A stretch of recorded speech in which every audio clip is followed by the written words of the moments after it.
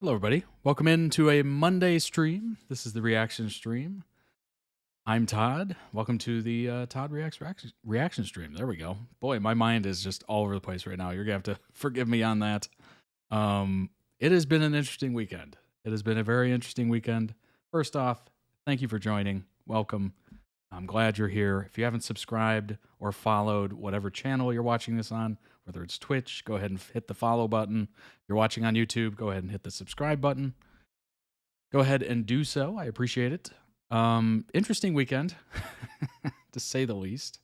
So for the past 2 weeks, I have been waking up with severe back pain. Never happened before in my life. One of those things where I'm like, this is weird. You know, one of those things that your body tells you and you're just like, this is odd because this never happened before. So something is clearly wrong. So I was wondering, what is it? What could it be? And then eventually I figured out, hey, wait a minute, maybe it's the bed. And I was like, wait, when's the last time I changed the mattress? Or, it's not one of the kind that can be flipped on the other side. I don't even think they make those anymore. Maybe they do. But I was like, how old is that? And I was like, well, I got it when I moved here. And then I did the math in my head real quick, and I was just like, it's 9 years on that mattress, almost a decade. And I'm like, that might be it. that might be it. So as you see right here behind me, this is the bed in boxes. So we're going to kind of move. This is kind of a telling you how today's going to go. We're just kind of move this stream forward a little quicker than usual, possibly going over less information than we usually do because I have to make this before bed so I can sleep on a bed. The other one has been dismantled. I just don't have enough room to keep a bed here and then also put together a larger bed. So I even upgrade the size of the bed. So my mother was correct. Moms are almost always right? So actually I think it's moms are always right. But she was like, I think you should get a larger bed because eventually you're going to want it. And I was just like, no, let's go for the cheaper one. Let's not spend a lot of money, just save a few bucks. Oh, well now, now I had to fork over that extra few dollars. And also I have to make it. So it's just like, oh gosh. And it was so heavy. I should have got it delivered or whatever service they have. I went to the store and literally loaded it into the vehicle and carried it up a flight of stairs. Like, not great when you're already pretty sore. But yeah, it was weird. I was waking up in back pain with no pain throughout the day. Like, it was just specifically waking up. And then I would get to work and then it would be completely gone. So I was like, all right, obviously it's revolving around sleep. So it's probably the mattress. So we'll see. We shall see what happens. I'm hoping for the best, right? Always hoping for the best. Expecting the worst, as the saying goes from Mel Brooks. But I'm assuming it'll be all right. What's going on, Andy? Welcome in. What's going on, Jace? Yeah, it's been interesting. Beds can turn into torture devices very suddenly. Yeah, I think that's the first time I've ever experienced that. I've never woken up, unless you have like a pinched nerve from sleeping wrong or, one of those weird occurrences where you're like, oh, I must have slept on my arm or shoulder wrong, and it's just a one-off kind of thing. This was like consistently every day hurting. And I'm like, oh boy. So here's the bed. Doesn't it look great? I have no idea how complex it's going to be to like put it together. The frame, okay, so the bed frame, we were going to go with the simple one, which I was all for, simple, easy to put together, all that good stuff. But they didn't have the color we wanted, so it was like, all right, we'll just get this one, which looked good. But I'm also looking at it like, oh gosh, that has way more screws. It's going to take way longer to put together. So hopefully after stream I can get that somewhat put together. Maybe not the headboard, but at least some of it. Or just put the mattress on the floor, you know, whatever needs to be done. I've been training to learn how to survive the zombie apocalypse. Nice. Oh yeah, that's right. That's right, Andy. I forgot about that. Beds can turn into torture devices, indeed. What's going on, Rocco Kitty? Welcome in. Enjoy the bed. Yeah, absolutely. Bigger to go. Yeah, better to go with bigger or better to start with. Absolutely. My mom was 100% correct. I will send her a text message that said, "You were right. All these years later, you were right." Because then I would have just gotten the mattress. I wouldn't have had to buy a frame and like put it together and all this stuff. So it's just one of those things, right? Because I have EDS, I have more than once rolled over in bed and dislocated my shoulder. Oh my gosh. Talk about a terrible wake-up call. Oof. That's a nightmare in itself, honestly. You don't even need the dream part. White glove delivery is the way to go. Absolutely. Oh my gosh. I didn't even think about it until like we were going to check out. And then it finally dawned on me, you're going to have to carry this. Not only out of the, like, wheel it out of the store, put it in the vehicle, and then carry it up a flight of stairs. Didn't think about it. Didn't think about it until that moment happened. And I was just like, oh, this was such a mistake. Number one, my back is already sore, right? But number two, it's like, this is a bigger bed, more weight. The mattress itself was over, I think it was just over 100 pounds. I'm like, oh my gosh. Oh no. Carrying it is half the battle. Indeed. Indeed it is. Ooh. That was, so that was my weekend. I literally was just like, I got to do something because my back is just, I wake up in severe pain now. I'm like, this is not fun. I don't even need an alarm clock for work. I just let the pain wake me up, you know? I was like, all right, I got to take care of this, you know? So weekend, not amazing on Sunday, but it was amazing on Saturday. I almost forgot. How did I almost forget? I'm tired for you. Yeah, exactly. It's bad on the weekends when you're waking up at like 5:30 in the morning and you're just like, oh, can I sleep in, please? But then you just can't. But Saturday was amazing. Saturday was great. Went to a winery. It was very nice. Apparently it's like a wine month or something for the area. So I was like, all right, we'll check it out. You know, it was interesting. It was pretty cool. We did like a tasting or whatever. They had like 4 or 5 wines. I think it was 5. Not bad. And then I looked at the price of the charcuterie board and I was like, oh, it was $40 for some meats and cheeses on a board. Who knows how many? Probably not enough for $40. Yeah, it was a lot of money. I was just like, what? How are you charging for that? That's like twice the admission to a tasting. Like, is the wine worse than the cheese? Like, what's happening here? I was like, what? Are these like exotic meats that you can't get anywhere else? They're just only in this charcuterie board, you know? I was just like, oh my gosh. And of course they had a sign that said no outside food or beverage, so they got you. They got you. If you're hungry at all or you start drinking wine and you get a little hunger going, they absolutely have you. Yep, exactly. Exactly. Yes, they probably do. They probably do. Oh my gosh. Yeah, it was fun. It was a beautiful place.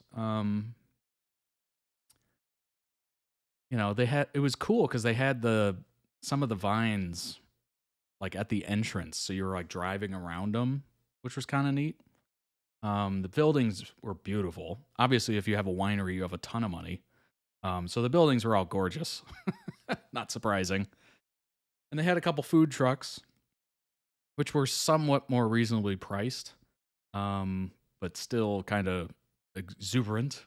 I guess they just assume that, you know, if you're going to a wine tasting, you probably have a ton of money, which I don't.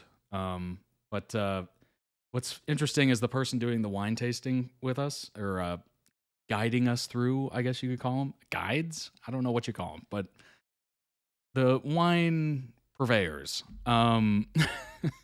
He was like, we were just like, so how's the year been? Like, how's business, that kind of thing? Because it looked decently packed, not super packed. Like, there wasn't a lot of people there. And he said, I've made about half the money I did last year. And I was just like, oh, geez. He goes, yeah, the economy's not amazing. So the first thing people cut is, going to a winery. I was like, yeah, that makes sense. Actually, that absolutely makes sense. That would be the first thing I cut. But yeah, so it was very interesting. Beautiful place. Lots of great photos and all that good stuff. I'll see what I can post in the Discord. So speaking of the Discord, go ahead and join the Discord. It's totally free and available to anyone hearing my voice or seeing my face, I guess. Food trucks, I like them. Yeah, food trucks are always good. I mean, it's gourmet, it's lovely.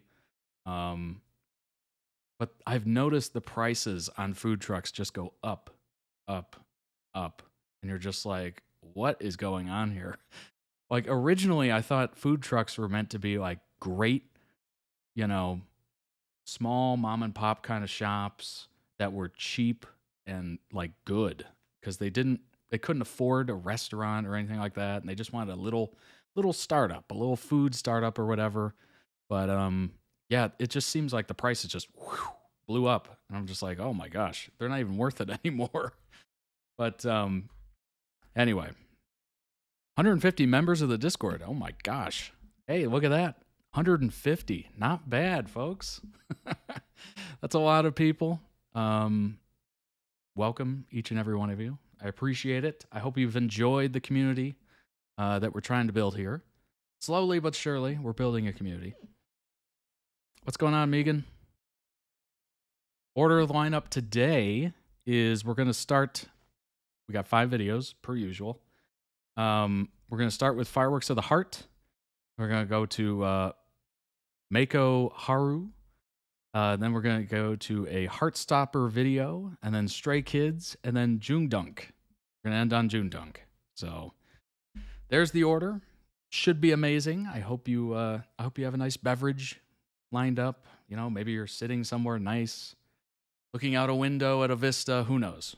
Who knows what you're doing? Maybe you're looking out of the car or a public transport or something. But hopefully you're somewhere comfortable and you've got some snacks or maybe a drink. And yeah, stay hydrated, all that good stuff. Looking forward to it. If you would like to request your own video, you can head on over to toddreacts.com. That is the website, the official home, I guess you could say. I designed it myself. Take that into consideration when you look at it. Don't judge it too harshly. Don't look too close. But I designed it myself. If you'd like to request episodes, if you'd like to request videos to react to, there we go. My brain's somewhat working. You can join the season and series tiers as you see before you. Those are the video requesting tiers. And while you're there, check out the winter collection of merch available right now. And it'll be there until, I believe, May 1st is the cutoff. Lots of great items here. Tons of new stuff. If you haven't checked it out in a while, go ahead and check it out. Lots of colors, very inclusive sizing. We've got sizing for literally everybody. And also, if you look at something, like say you look at this hoodie, and you're like, well, I don't know what SML, XL, that kind of stuff. Like, what does that equate to? Literally right here above it, you can hit the link to the size guide. And it'll bring up a wonderful size guide to kind of guide you through the sizing of the whatever it is. And you can switch over here to centimeters if you use centimeters. If you use inches, you can switch over there. So it's very handy. If you ever have a question about it or anything like that, don't hesitate to reach out. But yes, and you can also check out the accessories available. Tons of new items here as well. Members of the website save 15% off on every order automatically. Ships worldwide from many different countries. They actually have manufacturing available quite a few different countries, so it shortens the amount of time to get you the merch, which is super awesome. Um, and oh, is that a phone call? Phone call coming in? Yeah. Uh-huh. Show him the phone case? Okay. Yeah, I will. All right, bye. Oh, hey. It's the phone case.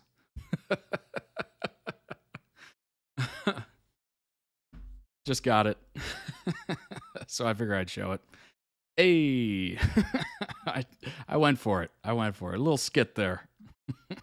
Slept for 10 hours today. Gosh, am I jealous. I am absolutely jealous. But yeah, if you're looking for an iPhone case and you would like one, you can get it in glossy or matte. Obviously, this is glossy. You can see how shiny it is. And it goes all the way from the 12 Pro, Pro Max, all the way up into the 15 Pro Max. I believe they're adding the 16 right now. So wait on that, but I think it's coming. I'll actually send him an email to check on that. But yeah, should have that soon. Obviously, this is the insulated tumbler. I have it with me literally every stream. And this is the water bottle. I take it to work every single day. I have it with me today because I didn't go in because my back has been absolutely on fire. So, yeah, it's been one of those days. We took the day off today just to kind of, figure out what's going on. But hey, head on over to YouTube if you're not watching it right there, right now. Obviously, I'm speaking live because I'm live on Twitch. But if you're watching this on YouTube when it's posted, go ahead and hit the subscribe button today. I appreciate it. We are just over 12,800 subscribers. I'd love to get to 20 by the end of the year. I think it is totally doable. Just judging off of how many people watch the videos and how many people are not subscribed. As you can see, over 80,000 last month were not subscribed. So go ahead and hit the subscription button today. It is free. It is easy. If you're watching on a device that doesn't allow subscribing, like a television or something like that, hop onto your phone real quick, download the YouTube app if you don't have it, and hit the subscribe button. I appreciate it. We're just kind of pushing for that right now, just because, I think the larger we can make the channel, the more chances or the higher chances of somebody clicking a video and then possibly joining the community, which would be awesome. So that is the goal, to get more amazing folks into our community here and enjoy. And hey, that might mean more subscribers to the website, which might mean more interesting videos we haven't seen or haven't thought of, etc. So interested in that, excited about it, all that good stuff. So head on over if you're not there already and hit the subscribe button. Thank you, thank you, thank you. Everyone that's already done it, I appreciate it. I appreciate you. And last but not least, go ahead and join the Discord. We have 150 members of it right now, which is so cool. So amazing. It has grown wildly. And I hope you've enjoyed it. If you're a part of it, I hope you've enjoyed it. It seems like folks are, which is amazing. Love it. Let's see. Oh, yeah. I lost train of thought there. If you'd like to request a channel, like say you join, and even if you're nervous of joining, just join. You don't have to say anything. You don't have to do anything. You can just check it out. Be a silent observer, if you will. And then if you get comfortable or, you want to talk about something, go ahead and do so. Everyone's super nice, very welcoming place. So I don't think you'll have any problem fitting in. So if you'd like to request a channel, let's say you join and you're like, oh, I don't know where to talk about this or whatever subject it is or whatnot, show or something or musical act, whatever. Just head on over to the Request a Channel channel, select that, and then post in whatever you want a channel made out of, honestly. And then ultimately we'll make a decision. 99.9% of the time, we're going to just make it. And then there you go. You got the channel. So go ahead and check it out. As you can see, I'll just give a little quick preview here to everybody. Updates from Todd, that's literally if I'm running late for stream or maybe a video's taking a little longer. Like Fridays took a little longer because part of the video was actually blocked from everywhere, every country. So I had to remove that. It wasn't very much. It was literally like 30 seconds. Could you imagine that? It was 30 seconds of like a 4-hour stream that blocked the entire thing from everybody. It's just one of those things, you know? But obviously that took a little longer to get rid of that and reprocess and all that stuff. It's a lot of inside baseball stuff that you don't need to know, but it took a little longer. So I let everybody know via that. So if you're in the Discord, you're going to know whether or not the video is taking a little longer, etc. So it's good to be there. Obviously, you can see all the different fandoms we have currently and growing. Couple new ones there as well. Look in the community, bunch of fun, interesting topics to partake in and give your 2 cents to. Safe Spot is new. It is literally just a more secluded spot, if you will, for people to open up about parts of their life or something like that. Obviously, no like personal information, but you know, parts of your life and that kind of stuff. That way you can, you know, get some advice or kind of communicate with others, and they have shared experiences and all that stuff. So if you'd like a nice spot like that, you can join that. You literally just post in this channel, and then we add you to the more secluded spot, if you will. So check it out today.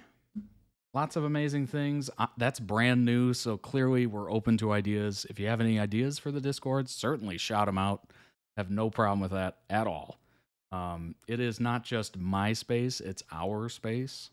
So as long as everybody's enjoying it and it's, you know, if you have any ideas, go for it.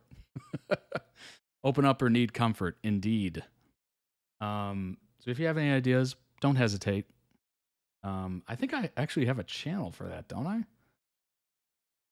I? Obviously, request a channel is one. No, I thought I did. Well, just go to the request a channel and just throw any ideas you have. I appreciate it. And obviously, I'll think it over and get back to you. Alrighty. Guess what, folks? We're ready to go. Good gosh, I just see those boxes behind me every time I go back to this screen. It just reminds me of how much work I have to do tonight. Oh gosh. Oh no. Oh no. Ugh. Anyway, first video is Fireworks of My Heart.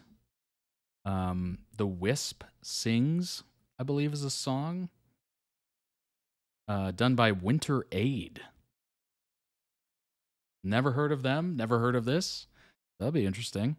It's a slowed down version of the song. But yeah, I don't think I've reacted to this show before, so this will be interesting. But let's go ahead and bring it up. Obviously, if you're new here, we're going to go over some information about the show afterwards, kind of educate myself, educate ourselves about something. Maybe you haven't seen it before either. So all that good stuff. Alrighty. It would help if I actually brought up... Okay, here we go. I don't know if we're going to need closed captioning. That is a thing. Chinese drama and new. I've definitely never researched it before. Well, dang. Okay.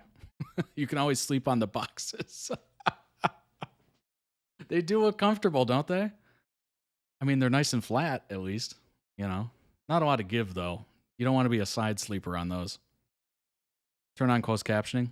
Will do. All right.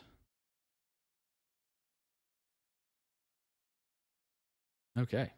It is perfect. Let's go.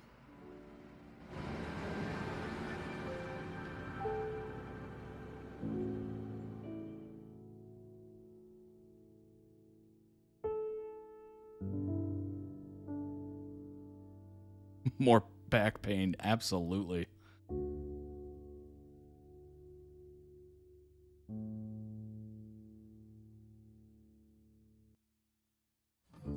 家庭之间有很深的鸿沟，他爸妈有很强的蒙古观念，觉得我配不上他。你们都说他配不上我，可事实上是我配不上他。和他在一起，感觉自己以后别再联系我，随时随地都会伤害他，因为我本来就是个卑劣的人，什么都想要，什么都害怕失去。你还恨我？没恨，只是不想跟你有什么了。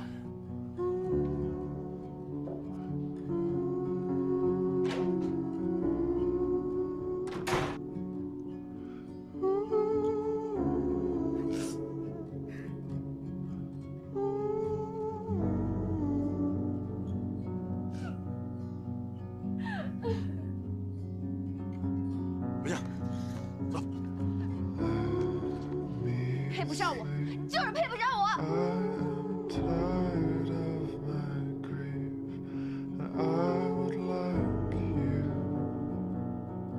因为我喜欢你，你喜欢我多了，你是不是不够喜欢我？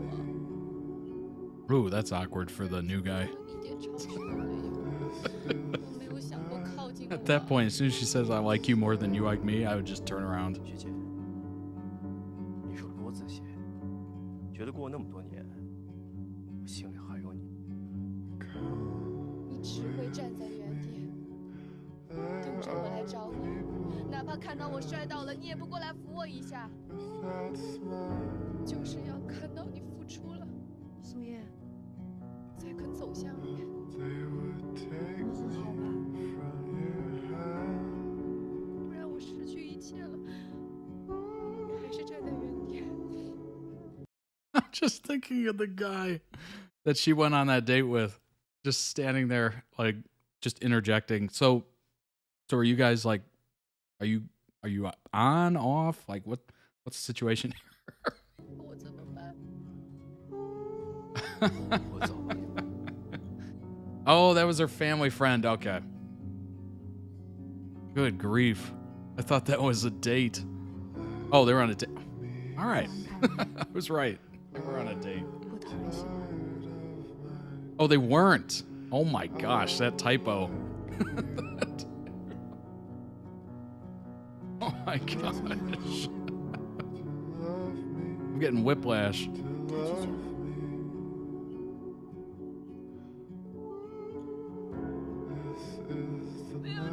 No, you're fine. 为什么要说那样的话？为什么要说你对我是要命的喜欢？我当真了，我当真了呀，苏叶，我当真了，我当真了。 Oof, this is brutal. 他应该也看出来了，我不坚定，所以他很厌恶我。我当时的样子一定很丑。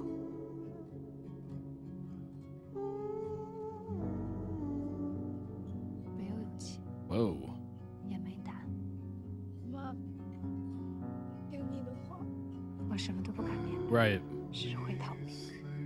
我没有爱的能力，也没有爱的资格。我不值得被任何一个人爱。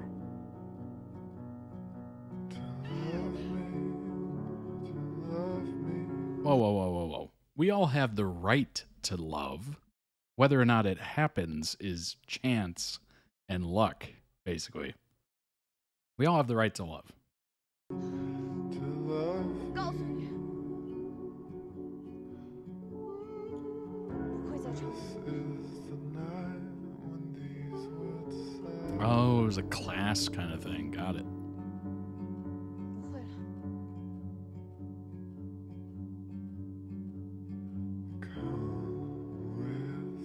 是肯定不同意你们俩的，我是怕小。 Reminds me of The Notebook. 国家。Her family absolutely hated Noah. 赏析，对吗？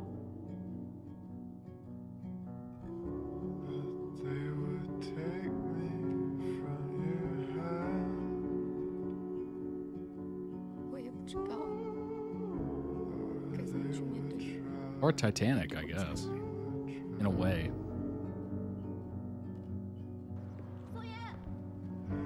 宋烨，你走吧，不能再这样肆无忌惮的闯进我的生活了。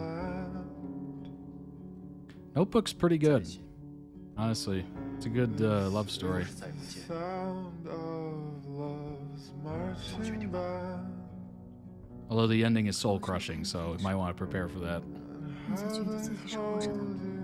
话说回来，宋烨他也跟你一样，他也这么想吗？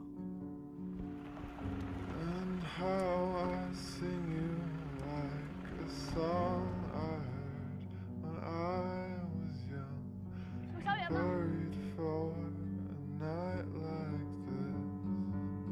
宋烨呢？ Oh, jeez. 宋烨呢？ 在这儿。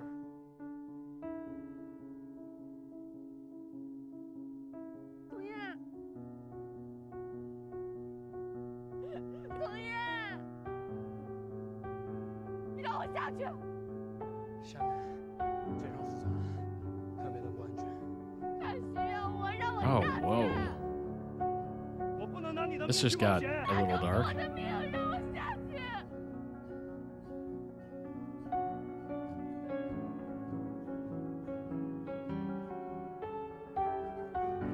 Hmm.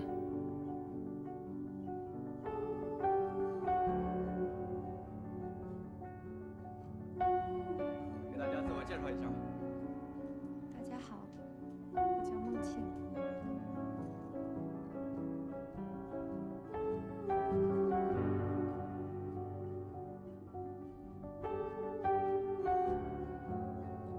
Honestly, I don't mind a sad show as long as it's good.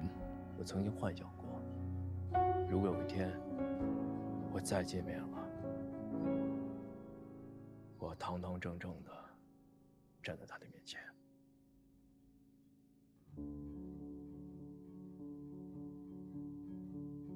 Right. That's a good point, Rocco Kitty. That's a good point. It would have been interesting to end on this for sure. Like, all right, everybody, go cry. See you on the next one.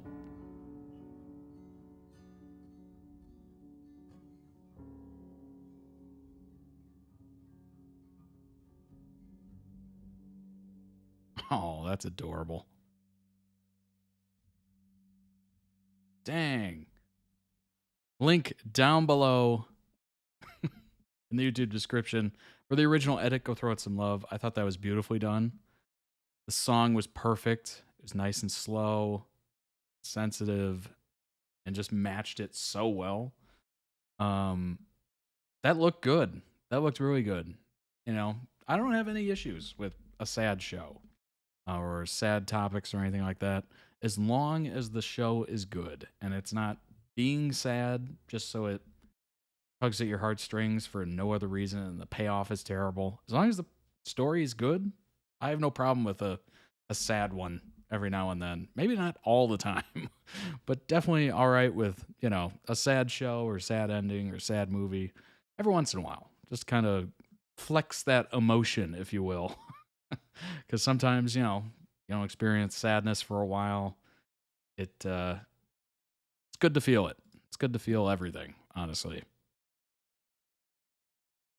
I've never seen a love story between a surgeon and a firefighter.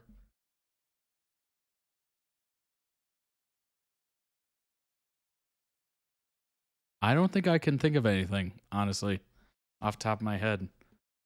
No. That's kind of interesting. Let's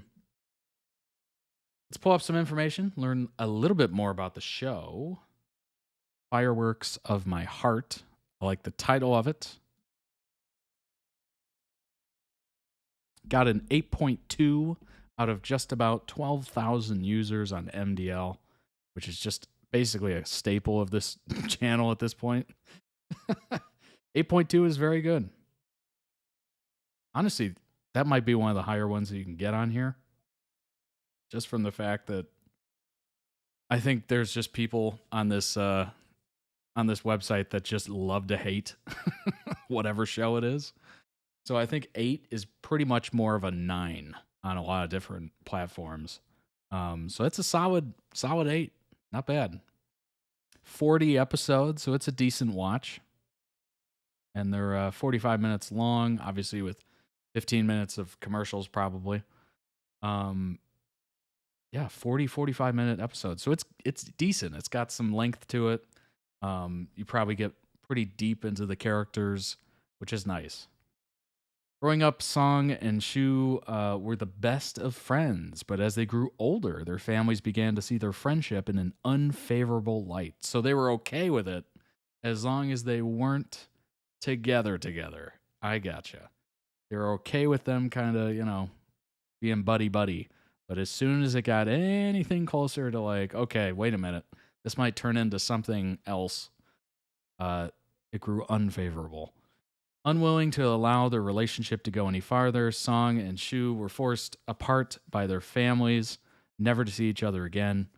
In the 10 years since their forced separation, both of them have worked hard to build the life they've always wanted as fire chief, not just a firefighter, fire chief. Wow. Song has dedicated his life to saving others, oddly enough. Shyy has also made it her life's work to save others as an emergency doctor, so she was an ER doctor. It's a good show to binge. She dated him behind her family's back. Ooh. Yikes. That's terrible. That somebody outed him. Though working in entirely different fields, there we go. It was only a matter of time before fate stepped in to reunite the former friends, brought together by their work. They aren't exactly thrilled to be reunited once again. Working side by side, it's easy to recognize the growth each has made over the years, but there's still so much that they work through they need to work through if they're going to turn this new relationship of theirs into something more. Do they have what it takes to overcome the obstacles before them, or is their current relationship destined to be as fleeting as the last? Huh. Well, how did they get over the hurdle of the family? That's the question. Obviously, they themselves, I feel like they could be able to just, get right back into it, be fine. But the families is obviously the big issue that they have to work out because they were literally forced apart somehow.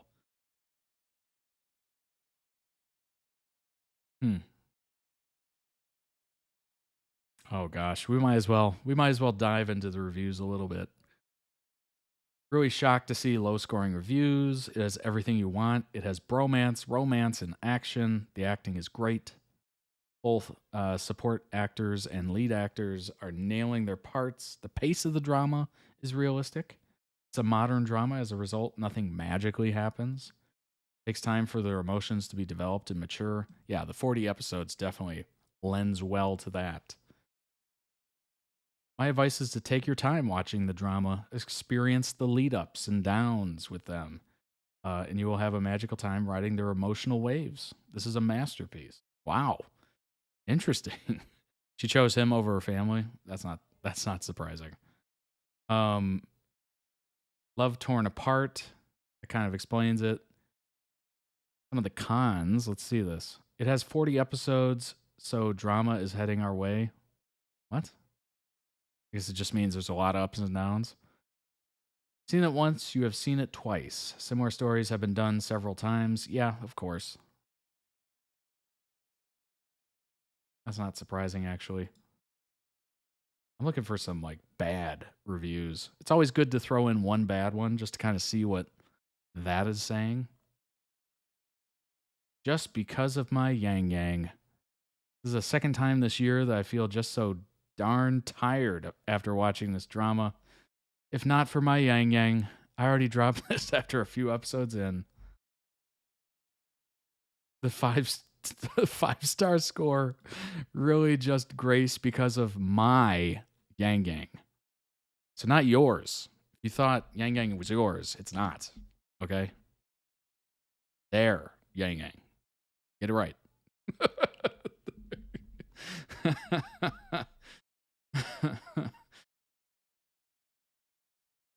Best thing that happens in this drama is SY's family.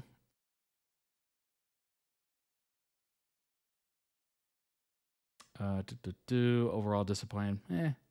That was kind of a bland 5-star. Like, if you're gonna really roast it, you should probably have like some stuff to like. This is why I didn't like it. Other than my Yang Yang, okay? My Yang Yang.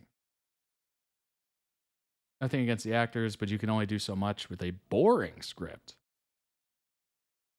Interesting. Only positive is the actual rescue parts. You know what? I think this really comes down to borderline Chinese Romeo and Juliet.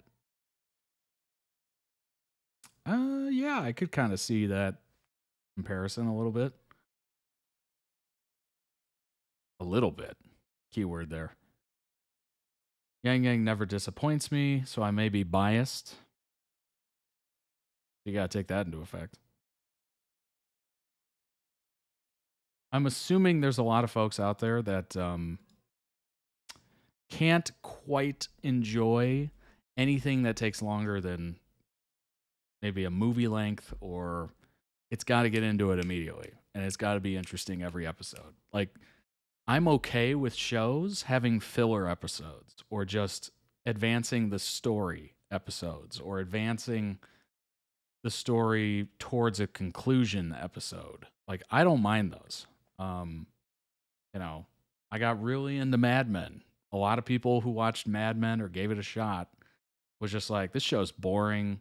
You know, it's so like stodgy and old and all that stuff. And I'm like, yeah, there's beauty in that. There's beauty in showing some of the interactions between, you know, the admin and the secretaries, and how that interaction is like not like it is today. And like, there's all these interesting, like the fashion and the I don't know, just the world. It's like a world building thing where it's putting you back in that time.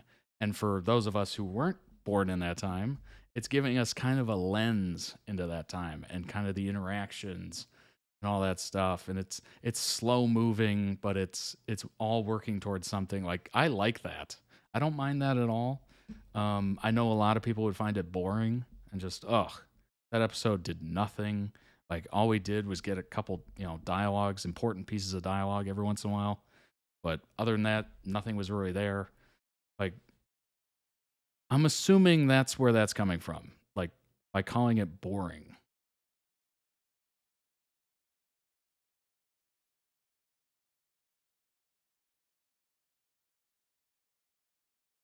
That's just very interesting.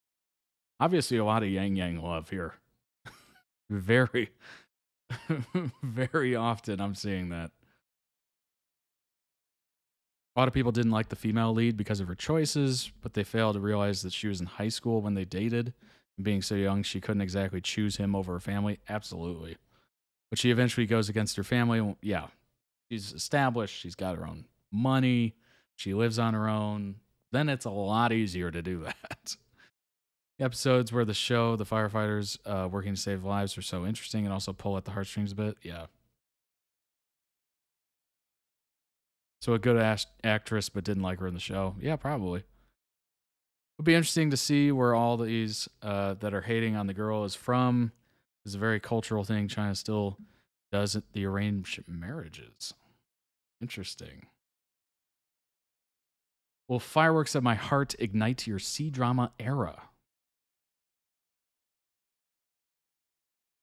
40 episodes, but there's no need to be overwhelmed by it because it's an ongoing drama and only 20 episodes have been released. Blend of action, romance. Ooh, what just happened there? Action, romance, and medical genre. There are a few lighthearted scenes at times, but it's a melodrama at its core.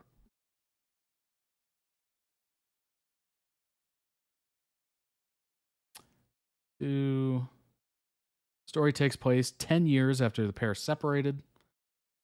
They bump into each other in various rescue missions. That makes sense, right? And are at a crossroads about whether they to strike up a relationship again or not.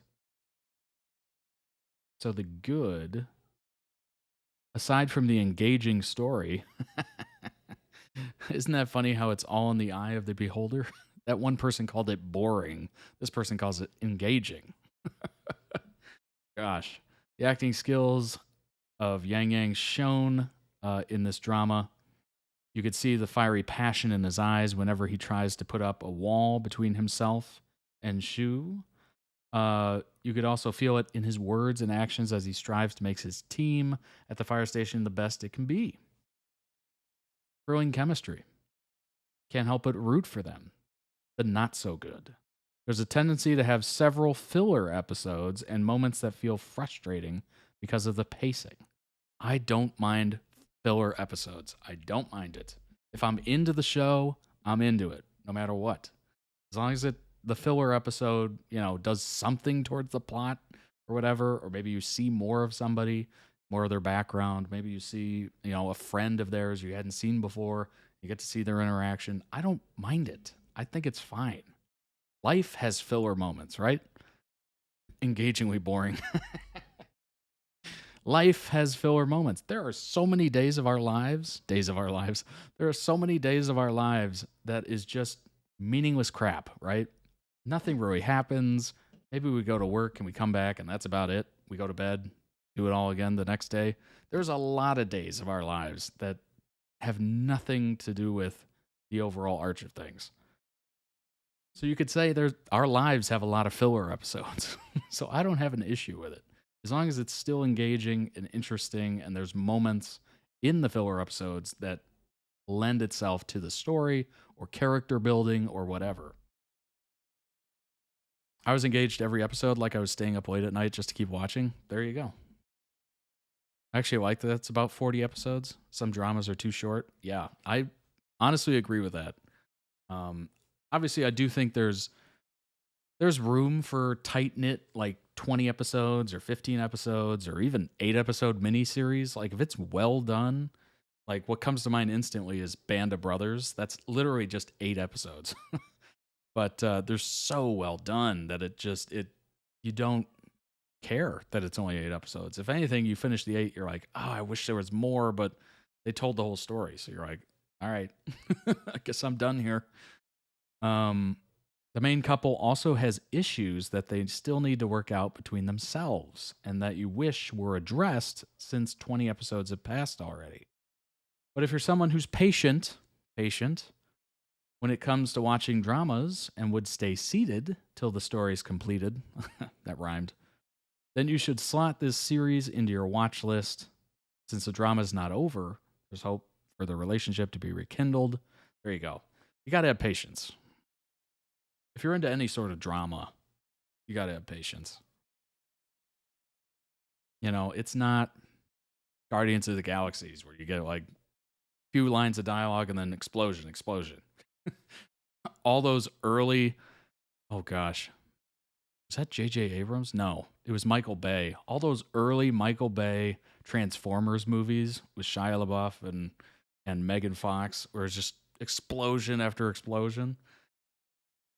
Obviously, if you're watching a drama, you're not going to get that excited. It's not like that, right? Filler moments let the plot breathe. Yes, absolutely. Sometimes it's like drama, but plot would benefit from some quieter moments. Absolutely agree. They help the plot breathe. I think that is a wise way to put it. Yeah, I don't know. I like both. So I have the patience for the drama, but I also have, short attention span if I need it for the action. All right, let's check out this Reddit post from a year ago. started really strong as a fresh drama just to end up turning mediocre, draggy, and repetitive. Interesting. All right. So we're getting a negative here just to kind of see what any critiques could be. Makes me sad, this one. I had high hopes with this one. The first episodes were good. Then from 10 to 20 were kind of meh. Then from 20 to 26, 27 got better again. So we're on a roller coaster here. And the last 13 episodes were just extremely boring, pointless, and draggy. It definitely lost its purpose. Scriptwriters and C-dramas are sometimes, happens a lot actually just as well in K-dramas, unable to maintain the story's quality. Another thing that seems to be trend lately, why a lot of C-dramas have 40 episodes these days. Formula is prone to fail always. For a 40-episode drama to be good, it needs good writing and consistency, and these day scriptwriters seem to lack both qualities. Okay, so I'm assuming this person doesn't like the filler episodes. Letting the plot breathe, as Jace said smartly. I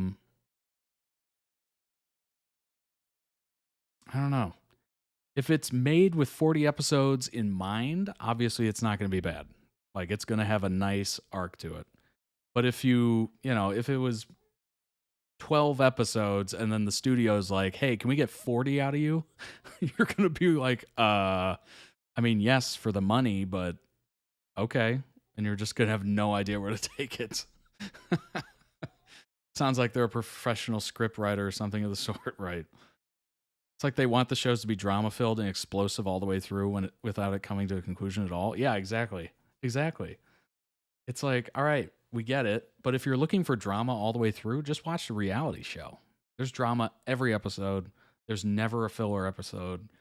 You got people with fighting with people all day long. There's explosions. There's cussing people out. There's people hitting people. I mean, there you go. If you're looking for that, it's around. It's definitely around. But I don't know. I like a slow-paced drama. Something about it. Turn it on. You just sit there or lay there or whatever. You just kind of absorb it.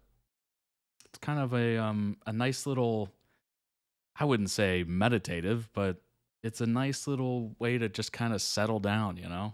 Slow life a little bit. Just kind of get absorbed into a world. That's how I always felt with Mad Men. It was so slow. Like, unbelievably slow of a show. To the point where I don't think most people even enjoyed it with how slow it was. But the people that got it or understood it just loved it. Because it was so slow. It just stopped time, basically. You know, that I watched every hour on Sunday when it came on. And it was literally like that hour of Sunday didn't exist. It was wonderful. A poorly adapted script. The novel was both darker and more evocative than the drama. Interesting. Okay. So if you read the novel and the novel's darker and more evocative, then I could see you going, well, it's not as good as the novel. And that way, maybe you could say it's boring, quote unquote boring. If they just stuck closer to the novel storyline, such a shame. Apparently, the censorship is stricter when it's a TV drama. Had it been released on an e-platform, it wouldn't have been subjected to such censorship. I also blame the director, who seemed flippant in the group interview when it's his choice of cutting some scenes, choosing some inappropriate camera angles. What? That brought down the drama. What? Inappropriate camera angles.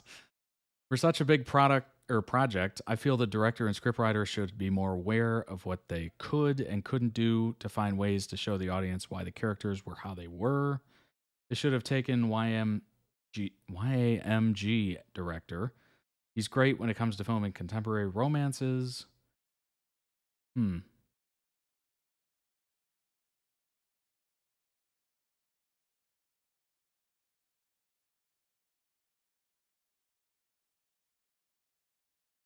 Trying to get to this. Oh, the novel talks a lot more about Shy's upbringing, how she never expressed any preference, even something simple like she likes spicy food, to her adopted mom because she was so grateful to finally have a family. She's incredibly afraid of being abandoned again and being alone. Oh. So it never truly introduced some of these feelings, which obviously rounds out the character a little bit more. Don't know what they mean by inappropriate camera angles. Yeah, I don't either. I mean, I read that and I think of, not so good things. In school, she was basically invisible and would have been bullied. Had Song not started looking out for her, she kept provoking Song, being helpless with him, to make him prove that he would protect her and would stay with her. Shyy also answers a need in Song. He also felt abandoned, even though his uncle and aunt treated him very well. His mom left his dad and him, and that's a wound that's always there. He felt like he finally had a sense of belonging. He had a purpose. He had someone who would never leave him again. That's why they never forgot each other. That's why in the novel, when Song told Shyy he's willing to stay with her for however long she wants without holding her to any promise, it shows how much he loves her. He's willing to go through abandonment to be with her again. The drama completely removed this piece of the storyline. Interesting. That certainly adds a wrinkle to it, for sure. Is it necessary? Maybe not. But it definitely adds some depth, I'll say that.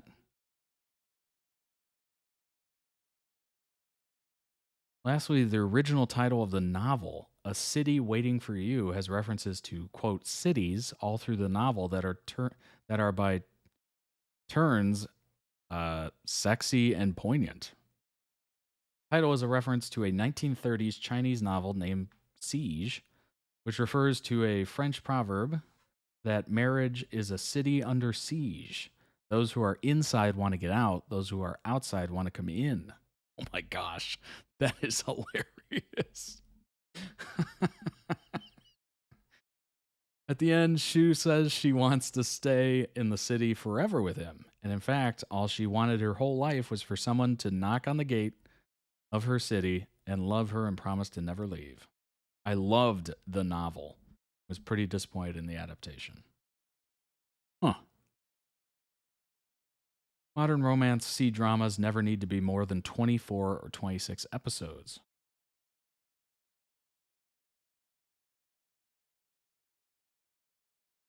I don't agree with that. I do not agree with that. It can be as long as you want, as long as the story makes sense.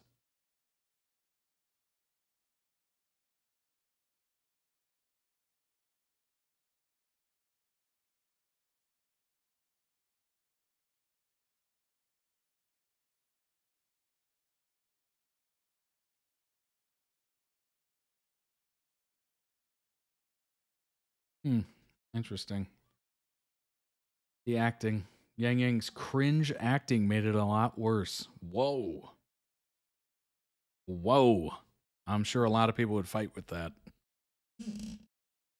They do mention her adoption with flashbacks, and they showcase how she doesn't speak up about things to her family, how introverted and quiet she is, but I can see why the novel readers weren't exactly satisfied with it. Yeah, I assume they wanted more depth there, but I mean, show writers and adapters have to make decisions, tough decisions, honestly. What to put in, what to leave out.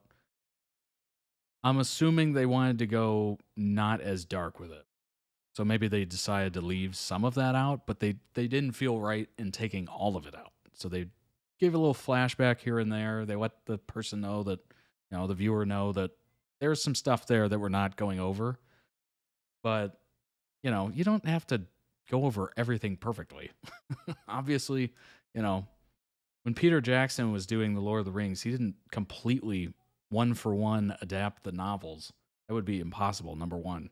But, all the main points, all the good main points are there. Interesting. Oh, here you go. Other side of the coin. Fireworks in My Heart gets so much unnecessary hate. I'm not saying it's a masterpiece by any means. I'm just saying it's not as bad as I thought it would be, and I'm happy I gave it a chance. I think this drama, okay, so they said it was good, but they're also giving some critiques. I do think this drama suffered for poor screenwriting, especially a lot of the dialogue. The pacing was also horrible. I knew it would drag as a 40-episode drama. Ended up fast-forwarding some filler scenes. Also was confused when FL's family suddenly accepted Song by the end, after being, quote, insufferable all season and not having any redemption arcs. Apparently there was a accusation of some foul play, I guess we'll say, as well. Great chemistry, lead couple. Lead characters with depth. Fun supporting characters. Exciting rescue scenes. Great romance. Overall, I enjoyed it. There you go. Books and novels are meant to have more details, but when made into a show or movie, they just want to get the main point and plot across. Absolutely. Completely. Yes. Can't exactly put every detail a novel had into a show. No. That'd be the longest movie ever. It would be like all 3 Lord of the Rings extended editions for one movie. It's like 12 hours long. From what I'm hearing, it doesn't sound like a bad drama at all. It looks decent. Honestly, from that edit and a majority of the reviews that we've read, it looks amazing. It looks really good. Like something I would enjoy. I don't know. I'm not going to say it again, but obviously I don't have issues with filler episodes. So as long as it's interesting, I'm totally for it.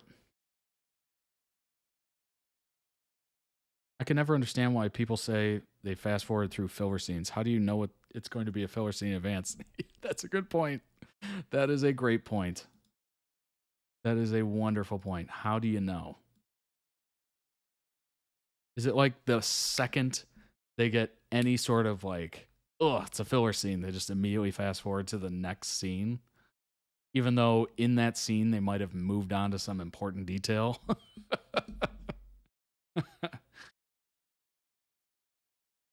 Doesn't make any sense, honestly. Alrighty, the next one is MakoHaru, or MakoHaru. It is a music video entitled Unbreakable. So let's go ahead and hop in here.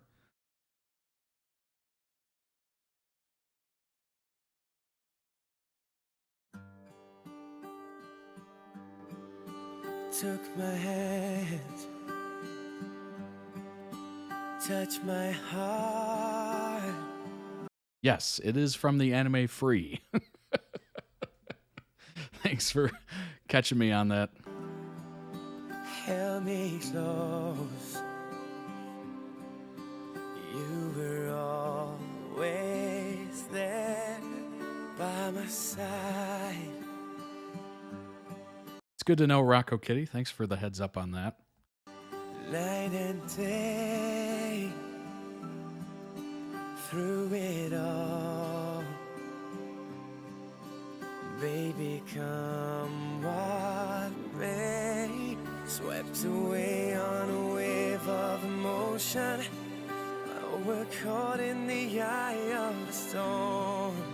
And whenever you smile, I can hardly believe that you're mine. Believe that you're mine. This love is unbreakable. It's unmistakable. And each time I look in your eyes, I know why. This love is untouchable. I feel in my heart, just can't deny. Each time I look in your eyes, oh baby, I know why. This love is unbreakable. Share the laughter, share the tears. We both know. This song has like late 90s, early 2000s vibe to it, doesn't it? We'll go on. I feel like this could have been done by the Backstreet Boys. 'Cause together we are strong in my arms. That's where you belong. I've been touched by the hands of an angel. I've been blessed by the power of love. And whenever you smile, I can hardly believe that you're mine. This love is unbreakable. It's unmistakable. Each time I look in your eyes, I know why. This love is untouchable. I feel in my heart, just can't deny. Each time you whisper my name, oh baby, I know why. This love is unbreakable. Through fire and flame. When all this is over, our love still remains. This love is unbreakable. It's unmistakable. Each time I look in your eyes, I know why. This love is untouchable. Feel in my heart, just can't deny. Each time you whisper my name, oh baby, I know why. Each time I look in your eyes, oh baby, I know why.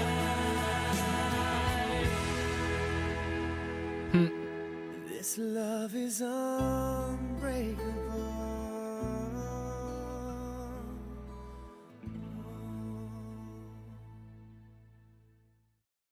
Interesting. Very interesting. Yeah, that was very boy bandish song. Let's go ahead and bring up some information, kind of fill in some of these gaps. Obviously, there's swimming involved. I do remember this from quite a few weeks ago, months ago. I did react to an edit from Free. Boy, I want to say a couple months ago. It was very interesting. I don't think I'd seen anything revolving around swimming before. So that was kind of eye-opening. Like, wow, they do make something for everything. But just a heads up here. Called it. 2002. Early 2000s boy band classic. I mean, that song or that sound is so obvious to like a certain time period. It's unbelievable.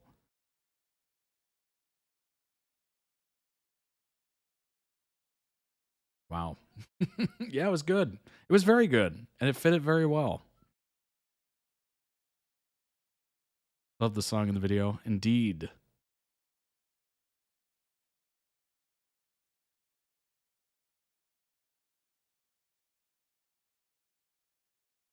Anyway, Haruka was the main protagonist of the anime series Free! Exclamation point.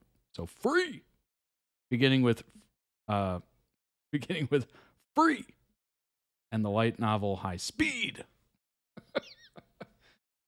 He is a freestyle swimmer and was vice captain of the Iwatobi High School Swim Club, currently a university student at Hadaka University, where he also is a member of the swim club while pursuing professional competition on the global stage.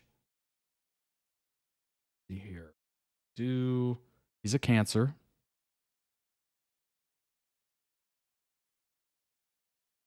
So in Free, he's 17.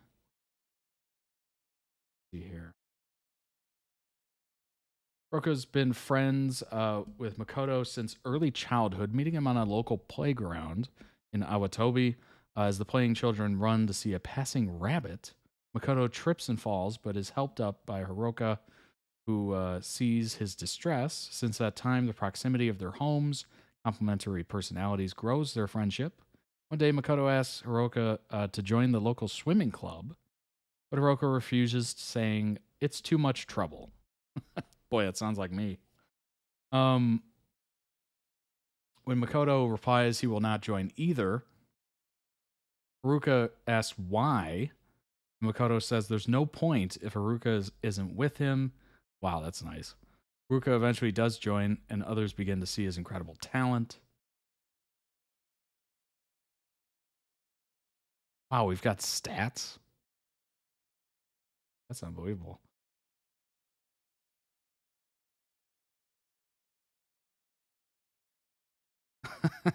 The director of seasons 1 and 2 of the anime describes Haruka as equipped with coolness. He's got coolness in his inventory. One aspect of him is his love for water. That is definitely necessary if you're going to be swimming. He has a bit of an eccentric image. Has trouble interacting with people at a fundamental level. Same. If he's not interested in something, he won't do it. Normally, his facial expression is very sociable, but he gets highly emotional when it comes to water. He's a direct boy who has a strong obsession with the freedom that water gives him.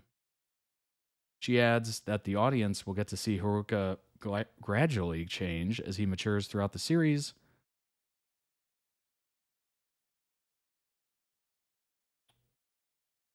His eyes were made blue to reflect his love of water.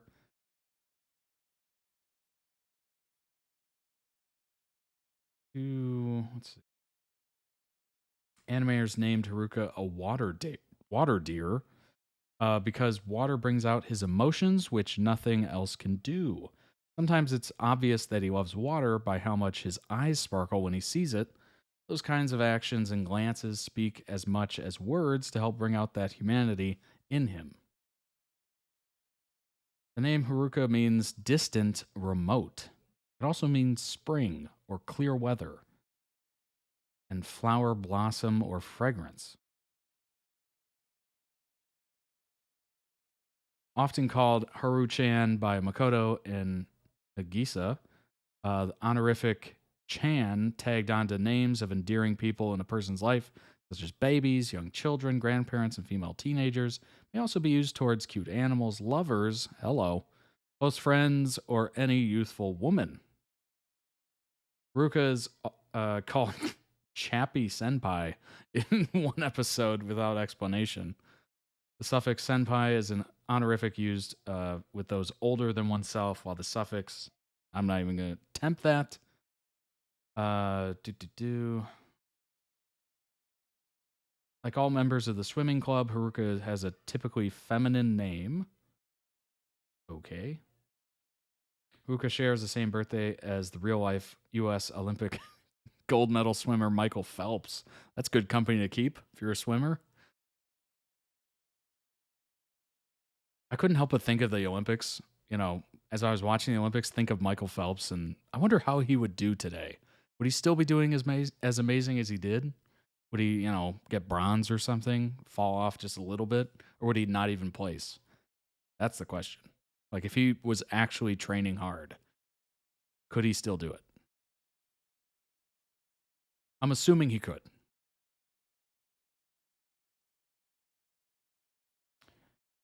Haruka has excellent art skills. Often sits in a full tub of water while wearing his jammers at home. Boy, that is a love of water. If you're just sitting in the bathtub constantly. No bubbles, no fun, just sitting in it. Makoto is a main character in Free, beginning with Free and the light novel High Speed. He is the backstroke swimmer and former captain of the swim club, currently a university student majoring in sports medicine. The aim of becoming a professional sports trainer. Obviously, it was 17 to 18 and free. Welcome back, Megan. Yes, of course, we all did. Let's see here. Makoto is pleasant and considerate individual who's always concerned about the welfare of others. Due to his caring personality, he's usually seen with a gentle smile on his face, despite his large frame. Scares easily, as shown when he appears terrified at the possibility that the swim club may be haunted. Ooh. When he gets scared, he tends to hide behind Haruka, a habit developed during childhood. As he matures, he develops self-confidence, especially when defending his friends, as seen when Haruka challenges Hayori, to a race, and Makoto intervenes upon learning that Hayori swims backstroke. Makoto is one of the more sensible people in the group and get a bit worn out from his friends' peculiar antics and mannerisms. Boy, is that relatable. Oh my gosh. As soon as that social battery drains, it's just over, wherever it is. Done.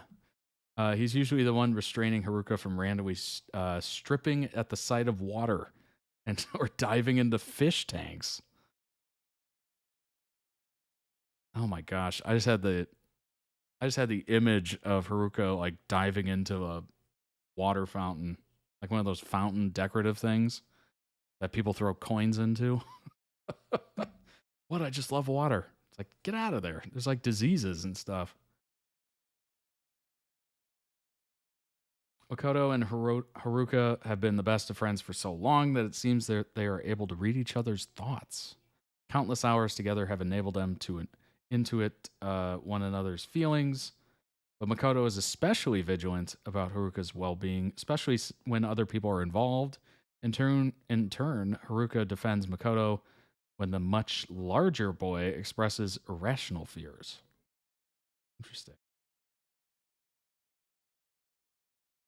I'm assuming these stories are the same.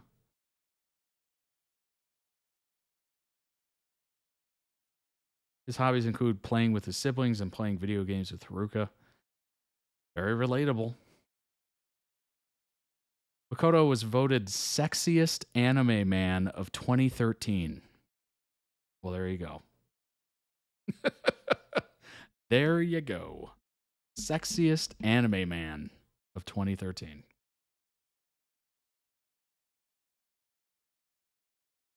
Does that award go to the designer?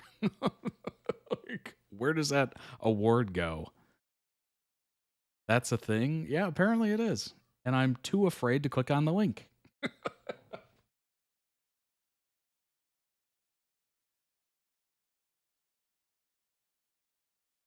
I don't even want to Google that while on stream. You all can Google that in your free time. MakoHaru, quote to Makoto to Haru, if you're not there, it's meaningless without you. Slash ship between Makoto and Haruka from the free fandom. It is fanon, not canonical. Canonical or canonical? That's a good question. I don't think I've ever said that word out loud and not thought about that. Let's look at some moments. What are some moments here? Dive to the future. A promise on a shooting star during a flashback to middle school. Makoto sneaks up on Haru while he's sleeping. The other two want to scare him to wake him up, but Makoto wants to wake him up normally. When he wakes up, Makoto tells him that they're going to start their training camp. Once Haru is done with his swim, Makoto offers him his hand to help him out of the pool. Haru thanks him. When Haru heads back to the venue to get his towel, Makoto calls after him that they'll wait for him at the station. How is that a moment? What? That is a very anticlimactic, boring moment. Like, what? There's got to be better moments than that. Come on now. We gotta get these authors of this page a little better. Come on now. There's no way that is the moment. For those moments. Makoto to Haru, I love both swimming and Haru-chan, so I want to swim together with you. See, that's a little better. That's better. That's a little more on the nose. Seriously, guys, if this was a horror movie, you'd be the newlywed couple that gets killed in the first 5 minutes. That's funny. They get referred to as both Chan there. Considered the most popular ship currently in the free fandom. Fan fictions, Makoto and Haru are often depicted as practically married and act very lovingly and cute. To strengthen this image, Nagisa and Rei usually make comments such as, I thought they were already dating. Major appeal is the best friends to lovers trope. That is a tale as old as time. Steal a line from Beauty and the Beast. They're both very dependent on each other in a healthy way, caring for one another greatly. And then obviously we are not clicking into the fan fiction. You can, again, do that on your own time. Oh my gosh. I feel like we did just now. Free. I mean, you gotta yell it. It's got an exclamation mark. You gotta yell it. Free. And the fandom way of looking at things. First there were fandoms. First there were fandoms. Then there was fan fiction. This has made a lot of people very angry and has been widely regarded as a bad, etc. I used to hang out with the edges of fandom. For all the variety of fandoms there are actually a fairly simple set of expectations that unify them. To be in a fandom, all you need is to watch a show or movie and then generate headcanons, a fact you personally invented or took on that isn't part of the original story, of which shipping, creating a relationship, romantic or otherwise, between 2 or more characters is an extension. For example, if I decided that Captain Kirk's favorite color is blue, despite any lack of confirmation one way or other, that would be a headcanon. And that would be enough to qualify me as someone in the Star Trek fandom. Headcanons don't have to conform to, quote, canon, and often don't.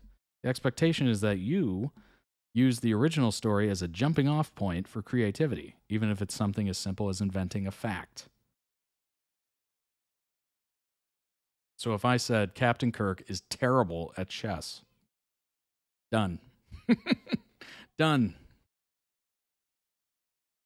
Now every time I read the word free, I'm going to start Yes, I hope you do. Despite a reputation for being effed up and weird, it's an attitude I find charming when not taken too seriously.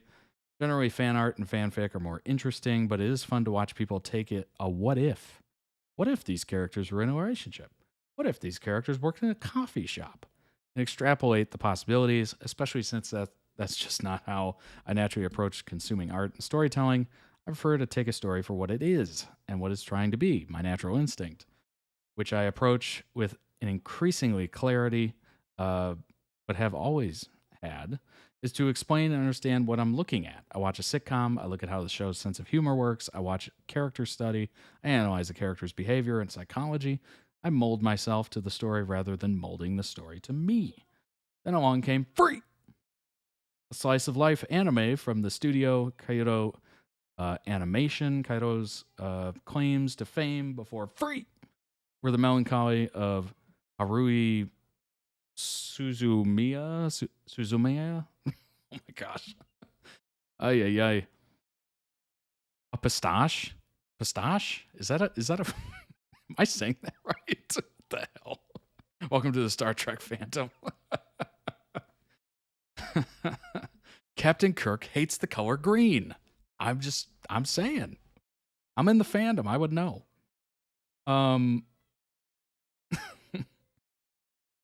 Free is less audacious or silly than either of these shows. The premise is that 3 high school friends, Haruka, Nagisa, and Makoto, rebuild their school's swimming team, and the story of the team bonding, as well as their rivalry with Haruka's ex-friend Rin, is one that develops realistically and in fairly traditionally dramatic fashion. Let's see. Oh, here we go. Secondly, the subtext and drive of the story are implicitly aimed at shippers. Don't get me wrong, this is a story that can be fully enjoyed as a straightforward, upbeat drama about 4 boys who develop a friendship, but it feels crafted for shippers. Aside from each boy fulfilling an archetype, that is a huge amount in that parentheses. All the conversations and scenes and relationships between these boys are loaded with subtext. Most famous scene in the anime is when Mako expresses love to Haru in a way where, due to the subtleties of the Japanese language, it's extremely ambiguous whether it's romantic or not. This is just the most extreme moment of something present all through the show, a quiet invitation to imagine what any pairing of characters would be like as a romantic couple embedded in the action. Like any good romance, the story is made up of both the characters as individuals and the being they make together. It's easiest to explain this with Haruka. His personal journey throughout the first season of the show is his gradual coming to terms with the world outside his love of swimming, obviously very absorbed into water and swimming. It was meant to be a fish, I believe.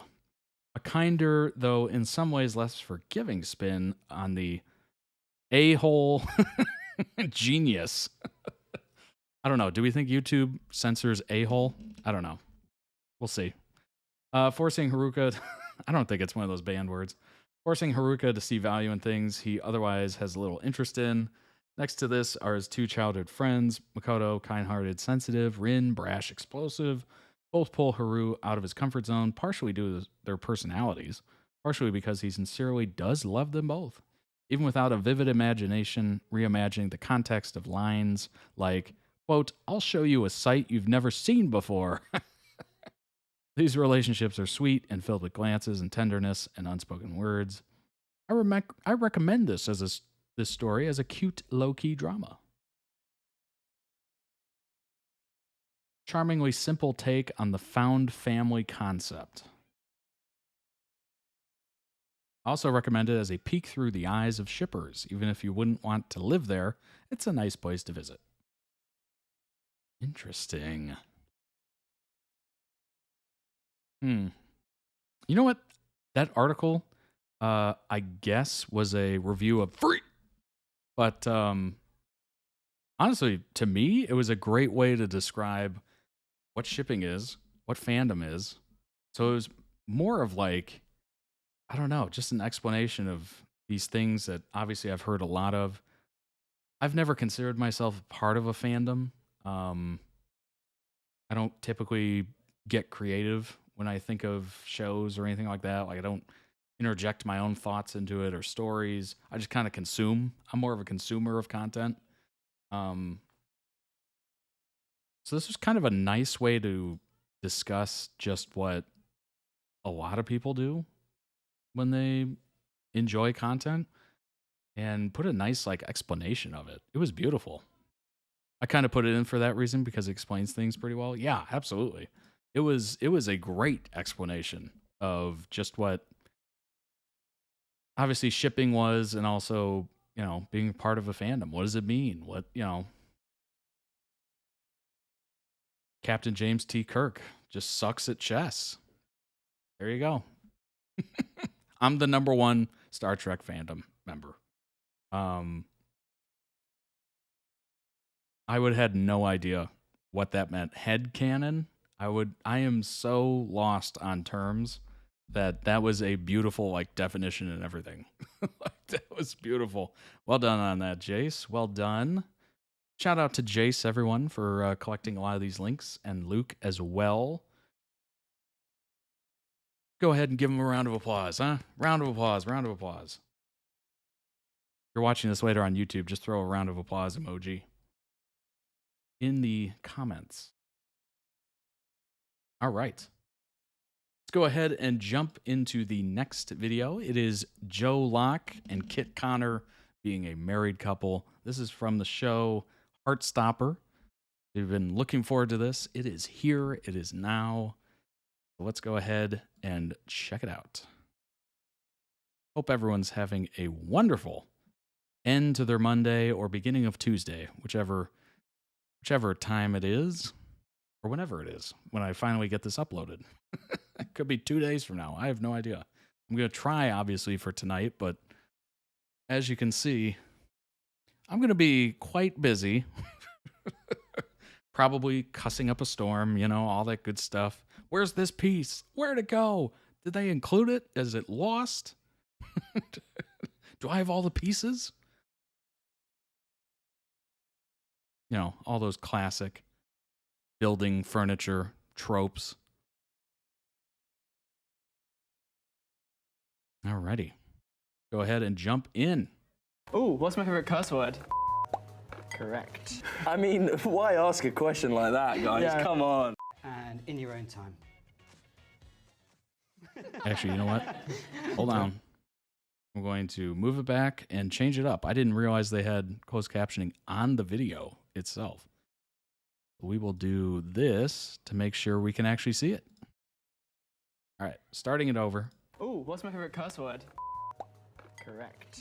I mean, why ask a question like that, guys? Yeah. Come on. And in your own time. Okay. I used to get told off at school because I would accidentally paint vaginas. Okay, nice. Is there anything else you want to divulge while the cameras are running? Please stop. Joe eats cautiously, taking small bites as if the food might bite back, while Kit devours everything in huge mouthfuls.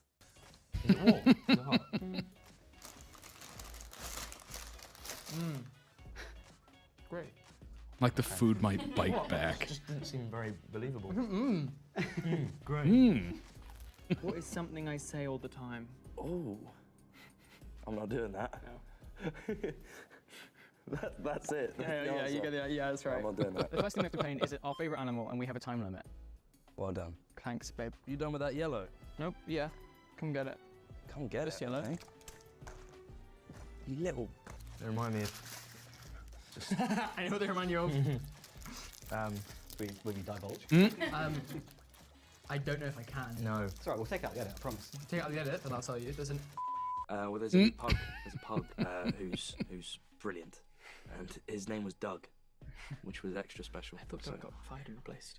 No, Doug was. He did. No, Doug was the second Oh, one. no. Doug was the second one. There's drama. There was one who did get replaced, but I'm pretty sure Doug was the replacee. So you will skip out. Just wait until after to say that. Wait until they physically cannot put that in the video. Sorry. Cheers. Cheers. What's my hidden talent? I've got a few. Yeah. Wouldn't you like to know? Yeah, wouldn't I like to know? My hidden talent's that I can do the Rubik's Cube in less than a minute. What? Did you not know that? I've never seen Dang. a Rubik's Cube in your hand ever. Well, I can. Blimey. Someone at school told me I wouldn't be able to do it, so I went home and taught myself how What to do did it. I say? What did I say? But I like to just let it I know, brew. That's someone awesome. said They put the milk in before the water. That's very cool. What? I don't think anyone's saying that, Oh, John. okay. Wait a minute. My mum does I that, had so no it's- yeah, it's weird. idea Arizona made sweet tea. I know they make iced tea, obviously, but I had no idea they made sweet tea. Gosh, you still speak to her. Yeah. Not often. That's why he moved to London. I just learned something I'll in this definitely video. watch Joe and Kit's interview with their hilarious banter and games. Vogue, please say their paintings are for sale. Oh, brilliant. Thank you. Yours isn't great. No, I think it's though. Okay. Do you want a present? You can put it up in your house. I really would not want to do that, actually. What did I want to be when I grew up? Either Same. a US political affairs correspondent or an actor. That's very Just specific keeps and so talking all the right. time, and I pick some of it up. We sort of just Yeah. winged it. Winged it. Winged Yeah, it. I don't think wung is a word. Yeah, Wunged it. That's all right. He I'm did just that wunging in it here. those exams, so let's not make that argument. Describe my perfect day off. We go. Honestly, they paint better than me too. I know you- Fuck. Okay. I think you'd probably wake up late, maybe go to Soho House for a brunch, Yeah. Yeah. and then a walk, common, you know, Yeah. any common, some drinks with friends. The worst thing, we were just popping mints and chewing gum. Then someone told us that mints are a laxative. Well, how many were you eating? A lot of them. Oh my god. Like, genuinely. And we were like, our faces were it was genuine fear. There you go. Yeah. He was smaller than I thought he would be, Oh, brilliant. but then he grew up really quickly. You were actually bigger than I expected you to be. Here's a quick example of my painting ability, or lack thereof. The moon on the side there, that's the one that I painted. Not exactly great. I actually messed up the color of the moon and then just completely destroyed it, but it is what it is. I'm not amazing at it, but it is fun regardless. Even if you're terrible or have no art skills, it's still enjoyable. Yeah. What? Almost hit you there. Jesus Christ. Liberating. Liberating. Fucking hell. What's so funny? Nothing. It looks great. Heartstopper's characters have a genuine friendship that goes beyond the screen. They hang out more than I expected. Yeah, I'll give him a point for that. Thanks. I didn't even need to throw that. I just did. So pretty exciting. Thank you very much, GQ. Oh, thanks, Megan. I appreciate it. it was can we go again? Based on the fishes on it and the fish and Very chips being written. gelatinous. Yeah, it's like with loads of Actually, Andy, both of those are obviously can work, but yeah. Honestly, it worked regardless. So I'm gonna go. It looks disgusting, but it tastes really nice. Oh. They paint better than I do. That totally works. Can't be chippy on. It's always pleasant to be around. I love drawing vaginas. Wait, what? Oh, it's love hearts. They're not. Well, I think it's all about the scale. Oh yeah, it's like the ovaries and fallopian tubes. I know a lot about the female anatomy. I'm just not very well versed in it. Wonderful. Anyway. Wonderful. Anyway. I mean, the first time again, I feel like I really remember seeing like a gay couple on TV was Modern Family. Yeah, it's not. I feel like it's not a great answer, but that's it. Yeah, for me. I always want to give like a really like. Yeah. Cool. I want to say like a niche like French. But no. I'm not laying him out. You'll notice as the seasons go on, as my opinion gets more loud, Charlie does less rugby. Safe to say, this season I just stand at the side. Spent a lot of time with his stunt double. So I'm just sat with a coat and a coffee. Yeah, he's there like, you go. It's really not. That is one way to say it. Because she stole him. She stole him, and he. No, guys. And explain. I look like Buzz Lightyear. He's got quite sinister eyebrows. Got that chin. Oh. When he does that. Or just like no, he just does resting. the face where he cries and pretends he's crying, or the face where he puts his eyes in different directions. Yeah. Like that. Oh my gosh. Link down below in the YouTube description for the original video. Go throw it some much deserved love. Excellent edit. Obviously, they are very funny together. Oh my gosh. And they're close enough. You know, they just happen to be close enough where they understand each other's humor so well that it's amazing. It just takes on a whole life of its own, honestly. If you're able to do that with any sort of friend or whatever, and it's so like it's natural. Oh my gosh. That is one of the best. I haven't had one of those in a long time. But I can remember fondly being in sync with humor and jokes and references and all that stuff. Oh, it's great. Fantastic. Joe Locke is a actor known for his lead role of high school student Charlie Spring in Heartstopper, obviously, which he received a nomination for the inaugural Children's and Family Emmy Award for Outstanding Lead Performance. He starred in a Marvel Cinematic Universe in 2024, Agatha All Along, portrayed Tobias Ragg in a Broadway revival of the musical Sweeney Todd, the Demon Barber of Fleet Street. Let's see here. Studying for A-level exams in politics, history, and English. While in high school, Locke and three fellow students submitted a petition to government officials to investigate the feasibility of welcoming Syrian refugees to the Isle of Man. So clearly was active in high school.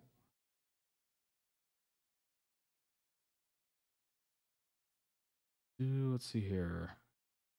He was chosen out of 10,000 other potential actors who were up for the role of Charlie. Wow. That's wild. Can you imagine that? The odds? 1 in 10,000? Those aren't good odds. They're better than winning the lottery, of course, but wow, that's amazing. That's got to feel amazing because at that point, you're part of a Netflix thing. You feel like your star is just going to rise like crazy, like over the moon is how I would be. Like I've celebrated getting a job, of course, because you're up against, for any job, you're up against a couple people at least. If it's an online job posting, I mean, we're talking a couple hundred people you're winning against. So that is definitely a time to celebrate. I can't imagine the level of celebration that I would have for being 1 out of 10,000. Locke, who was 17 at the time of filming, played a 14 to 15-year-old student. Honestly, that's not that huge of a age gap from when you are and how you're performing it.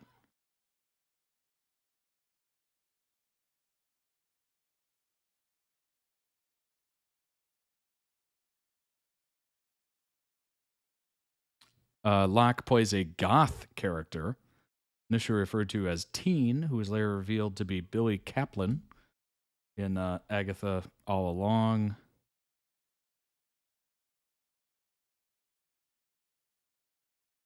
Doing Broadway stuff. That's amazing. Obviously coming out on Instagram. That was huge.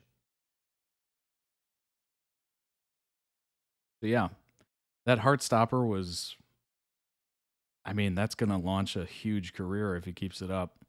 That's amazing. Kit Connor, English actor. Gained recognition, obviously.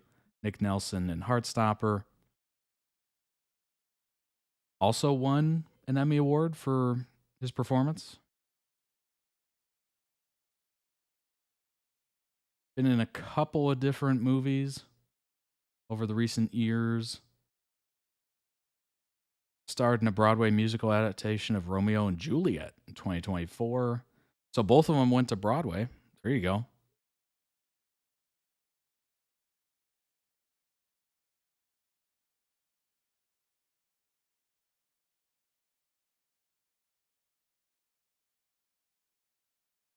Completed his A-levels in drama, English literature, and history.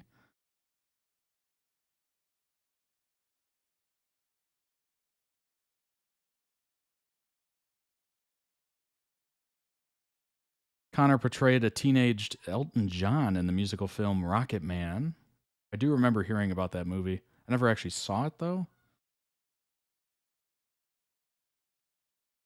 He originally auditioned for the role of Charlie, but ended up as cast as the other lead, Nick.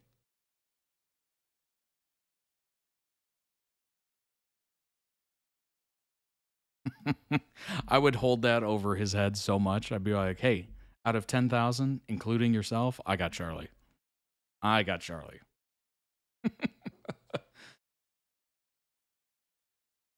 Came out as bi in a Twitter post, or I guess X at this point.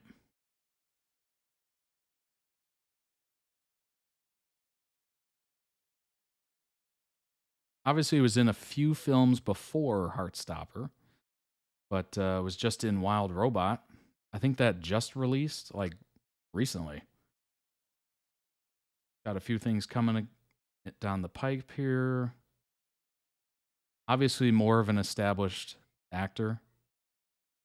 Look at all these things before Heartstopper. Wow.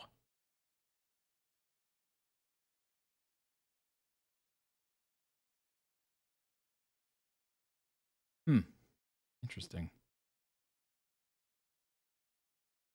Very cool. Obviously, very familiar with each other. Very funny. Their interactions are very interesting. I like how Kit has no problem calling out Joe and his kind of comments. Like, how about you talk about that after they stop recording? But those are the kind of things that, endear you to somebody. Saying things awkwardly or being awkward or saying things you shouldn't say in a moment where you shouldn't say it. All that good stuff. Like, that is stuff that endears people to, actors who we rarely ever see speak their own words. Usually, if they're speaking, they're saying somebody else's words, right?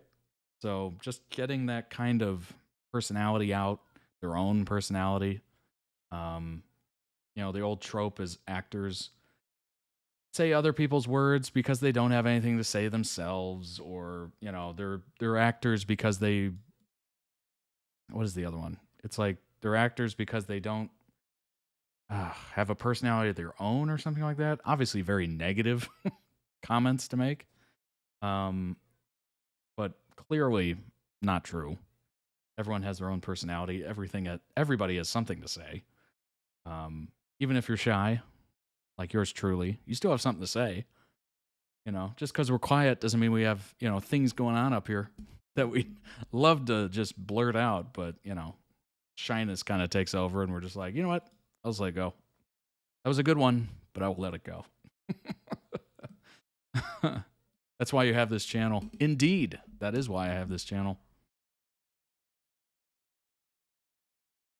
Unfortunately, Kit was essentially outed on Twitter by trolls who were complaining, accusing him of being a straight actor, playing a queer role. Interesting. That's terrible. So he made a statement to set the record straight. Interesting. Gosh. Part of me on that is like, I kind of agree with the people that are saying like, don't pay attention to what people are saying about you online and just kind of stay in a bubble, I guess you could say. But the other part of me is like, you know what? I guess listen to some of it, but don't internalize any sort of like negativity or anything like that. It's interesting. I don't blame him for setting the record straight, but it's also just like, ugh. You let the actual fan, or you let the trolls basically get you to say something you didn't want to say, or the timing or whatever. Yeah, quote fans, indeed. This post was something like, I'm bisexual, congrats on bullying an 18-year-old. Well, that was a good way to say it. I agree with that. Sparked a whole debate about queer baiting online. Yeah, that is a good comeback. That is pretty good. To spin it on him. Good grief. Oh, the internet can be very toxic sometimes. Not all the time, but sometimes. I'm in a very small slice of the internet.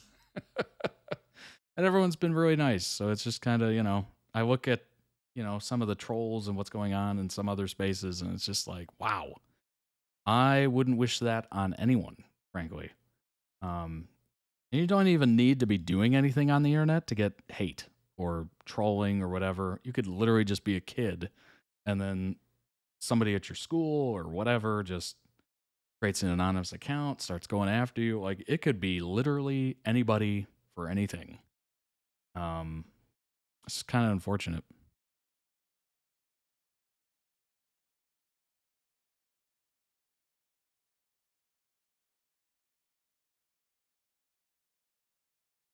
All right, let's hop into the next video. It is Stray Kids, the ultimate friend group everyone wants. Honestly, from what I've seen of Stray Kids, I think I said that reacting to the last video. I was like, dang it, I wish I had a group of friends like this. I mean, I used to when I was younger, of course, but, in school and stuff like that. But then you just get a little older, people move away, people are in their jobs. It's so hard to get together. If you're in like a full-time job, it's just incredibly difficult to get people together on the same day, same time. It's even hard to get people together to play an online game. Like, all of a sudden somebody doesn't show up, they're 30 minutes late, they forget they forget it even was scheduled. Like, it's so hard to coordinate with people in their adult lives that I'm not surprised most people don't have, adult friends or whatever. But if you're in school, hey, I hope you're enjoying it. I really do. Try your best to keep those friendships, because it is difficult out there to forge new ones once you get stuck in a job or, all that stuff. It is difficult. Your time is like this. Trying to organize D&D online this weekend is proving tough. I bet it is. I bet it is.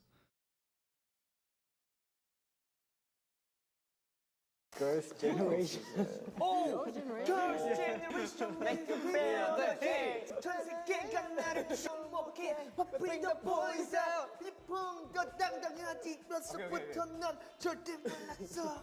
귀 빨개졌다. 아이고. 잠깐만.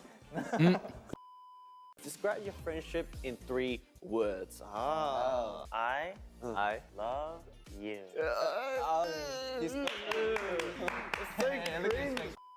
의 추억이 담긴. When you are clapping your own statement, that is so funny. Everyone else is just like, didn't say anything. And you're just like, that is self-confidence right there. 그런 노래를 만들고 싶어서 막 우리가 그때 이제 재밌게 찍어놓은 영상들을 보면서 Agreed, Butterfly, agreed. 한이 형이 찍은 우리 7명 단체 사진 있잖아. 그거 언제 찍었냐? 다 소면이야. Gotta be your own hype, man. 너 왜 기억이 안 나지? 우리 나는 기억. 사진에 근데 다들 야 이래가지고 좋다 이러면서 다들 좀 신나가지고 다들 그 바다 향기 텐션이 아니고 자연을 보면은 이번엔 산을 탑시다. 산을. 탔어 그날도. I'm assuming at this point, taking pictures is just so normal and like instinct at this point. Like taking a picture, everyone just immediately goes into a pose that they normally do. 맞아 탔어. 맞네. 탔어. 진짜네? 그러네? 바다 근처에 등산로가 있었어. 맞아. 등산로가 있었는데 그게 불이 안 켜졌는데 얘가 냅다 뛰어가가지고 난 지금 프레시한 공기를 막고 싶어 해가지고 갔어. 얘가 진짜 잡아가지고 그래서 형이 따라갔어. 해변가에다 묻어놓고 묻어놨다고. 아니 진짜로 나가놓고 모래로 덮어놨어. 맞아. 못 도망가게. 그다음에 그 전에 우리가 다 같이 그 이제 산 같은 게 갔는데 현영이가 계속 여기 열려 있어. 분명 길이 있었는데 이러는 거야. 분명 길이 있었는데 이러는 건데 길이 없는 거야.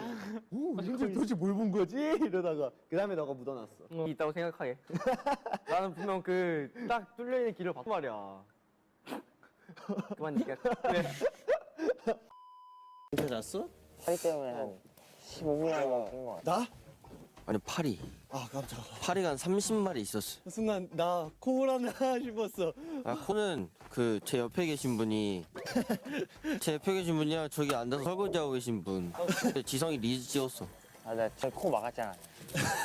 야, 코 많이 골았냐? 야 많이 건 수준이 아니었어. 야 그 진공 청소기인 줄 알았어. 음역대가 좀 높았어. 야 노래 부르는 줄 알았다. 야. Okay, how many medals do I have in Taekwondo? Zero.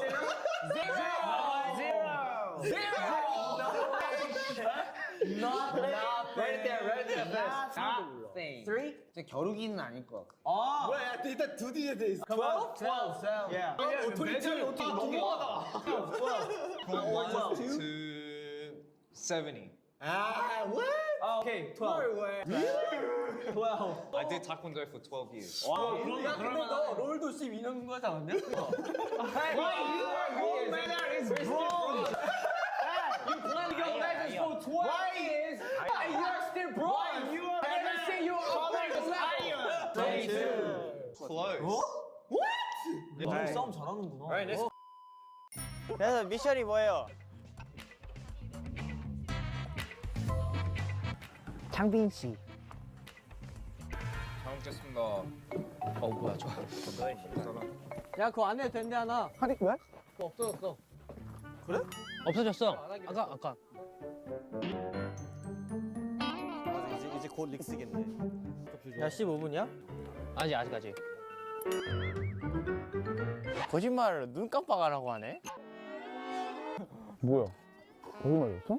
거짓말인데? 아니 누나들은 왜 같이 거짓말 쳐요? 야, 나 뭔가 이상하다 싶었어. 거짓말이야? 이상아. 9시 15분입니다. 필릭스 씨. Who is the first to start cleaning up? Oh, that's me. That's me. That's hot. Yeah, that's me. Wow! Hey, look at my room. Yeah, I always look at my room. My room is evidence. Look at my room. Your closet. No comment.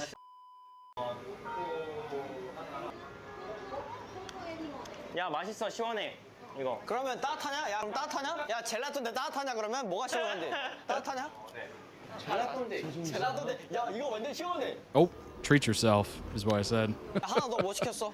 Sometimes you gotta treat yourself. 겁나 맛있어. 토마토? 요거트. 못 알아들었어. 우리 옛날 영상들 보면서 스키즈 웃긴 모음 영상 막 이런 거. 막 편집 버전 막. 아 이때 무대가 장난 아니었지. Oh my gosh, they watched their own edits. 네가 니라고. 이게 누가 이게 네가. 우리 스트레이 키즈 팬미팅 밤. 첫째 날이다 이거. 첫째 날. 나 첫째 날 틀렸는데. 그냥 더 편한데. 아니 틀린 거 보세요. 아니 틀렸어? 첫째 날 틀렸다고 방금 저한테 인식 갖고 있습니다. 진짜 어이없어. 너 봤어 이거? 나 봤어. 언제 틀렸어? 땡그. 틀리면 일단 나부터 보더라. 형이랑 눈이 제일 많이 났지. 그래서 또 봤나 해가지고. 좀 따라줘 형. 너 와인도 마시냐 이제? 웬열? 샴페인이네. Hey, 컵부 좀 컵부. bubbly. 컵. 여기 바텐더가 일을 잘 못하네. 나 브루스코. 한번 따라볼게 빨리 돌아. 야 지성아 나도. 아 오케이. 베이비 까미르. sak해서 가득이요. 갓 많다. 됐어. What's interesting, the person running the wine tasting or whatever was opening a bottle of champagne, and they literally pulled out the cork, just poof, made a huge noise, and it just sprayed everywhere. I was like, wait, don't you do this on the regular? Like, you're supposed to do like a little, like gently release the gas or whatever, so it doesn't spray everywhere. That was unbelievable. I was just like, wait a minute. That's not how you're supposed to open those. You're supposed to be like the connoisseur of that stuff. Sungmin, any last words? Okay. Just catch me. I don't trust you guys. Just catch me. That was a much better job. Come on. You guys ready? Yeah. Okay. When you're ready, just give us count. 3, 2, 1. Trust fall. How was your laugh? 와 맛있는데? 종이 씹어먹은 것 같은데. Also, the fact that they can be that comfortable and vulnerable in front of a camera to their fans and everyone. Like, I get it. A lot of stars want to be personable and be open and all that good stuff. But this is like a whole other level of being goofy and silly and doing wild things in front of people that you know are going to see this.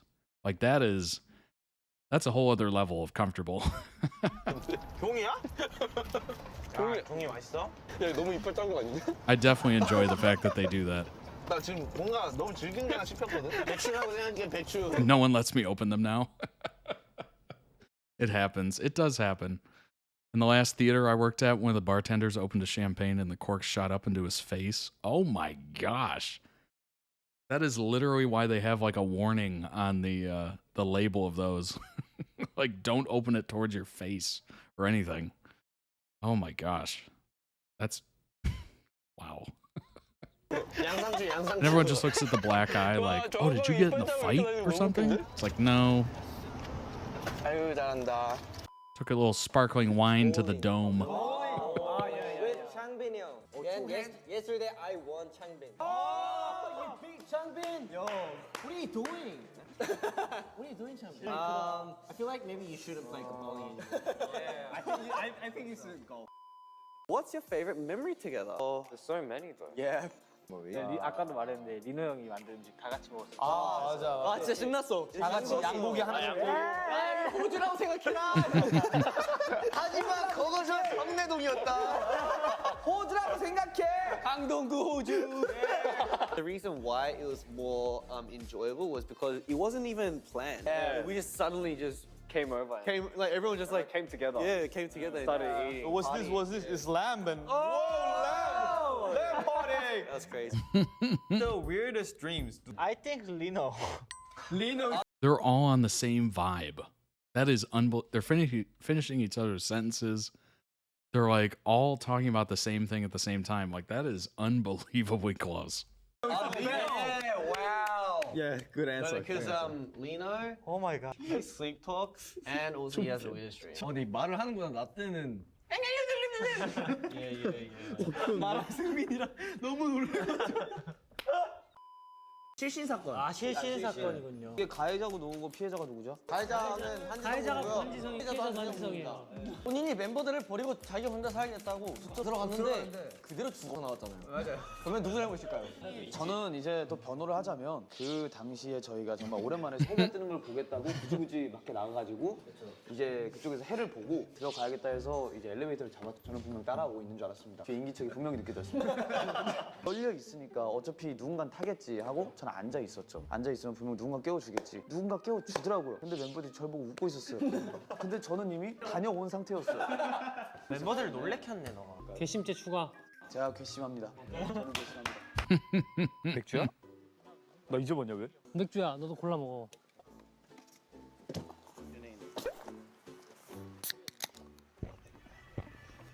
야 건배하지. 다시 마셔. 한입 과거 하는 거 아니야? 나 괜찮아? 형님. 좋아. 동해 한지성 아니야? 뒤에 1인호.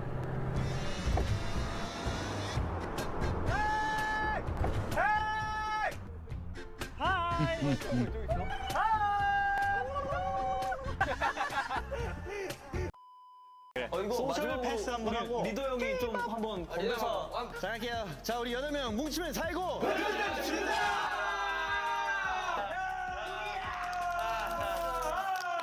So they're not afraid to drink on camera. That's amazing. See you next time as well. Yeah, it was great. It was very great. It was good. It was perfect. It was perfect. Huh? It's perfect, boy. It was perfect. It was beautiful, huh? Yeah.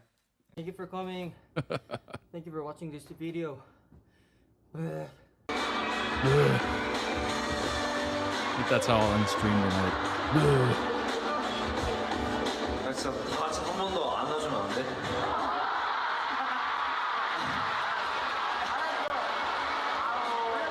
Yeah, that's certainly a question.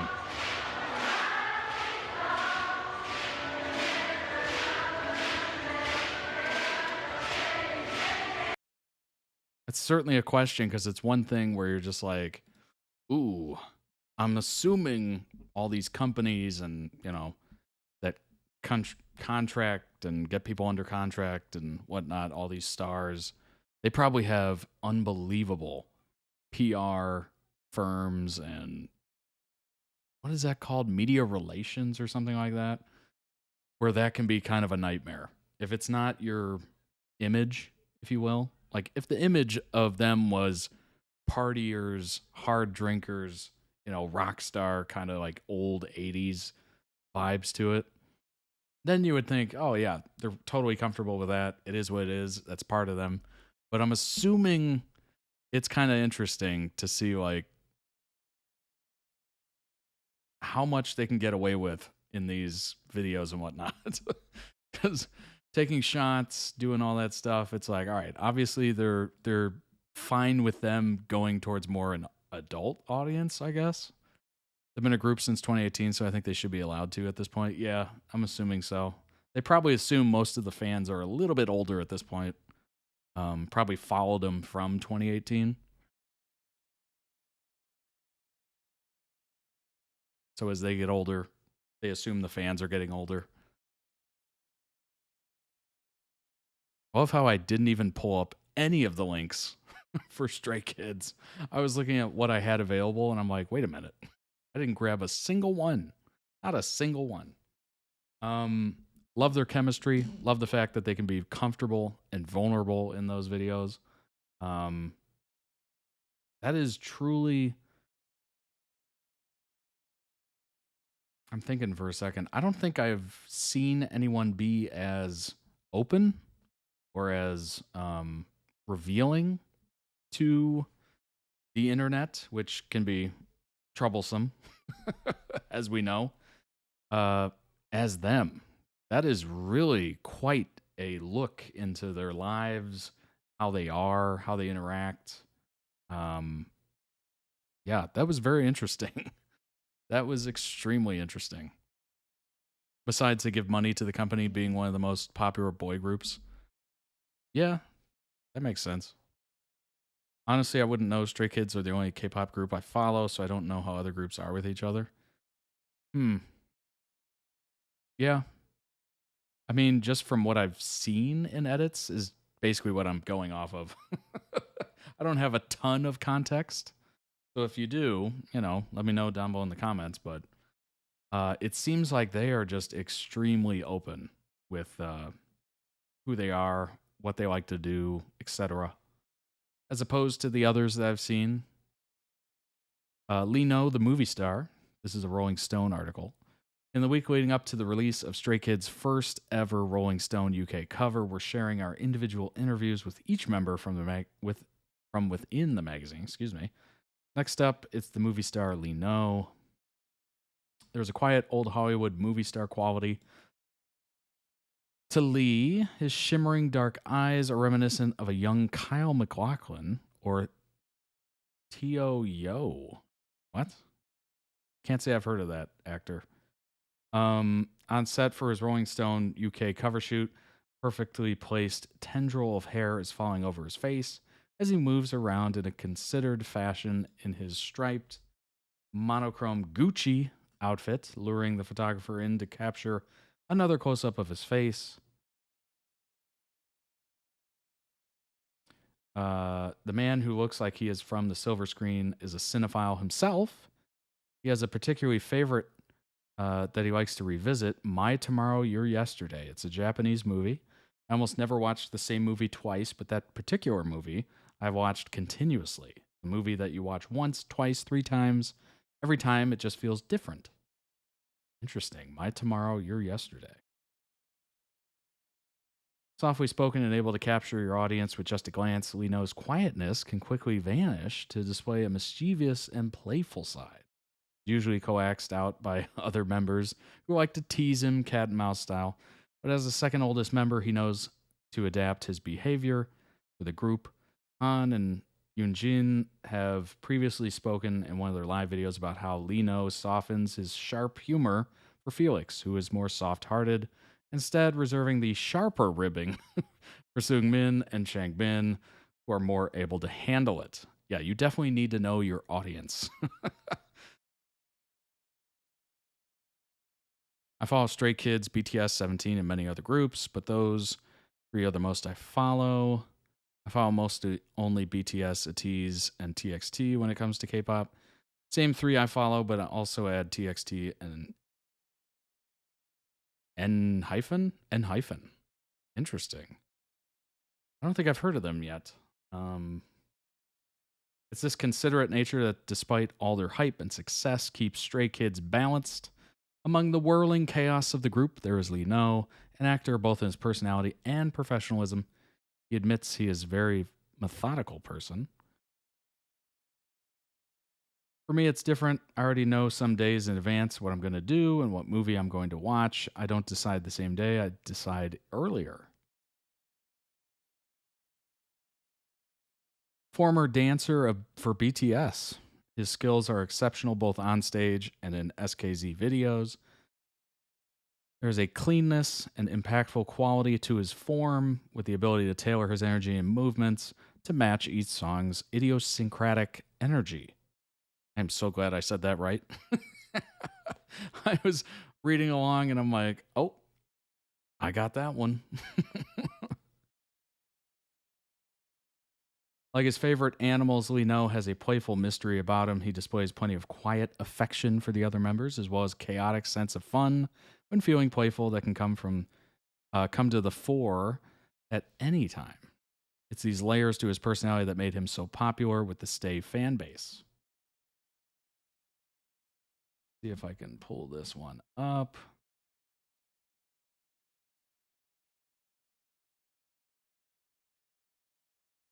The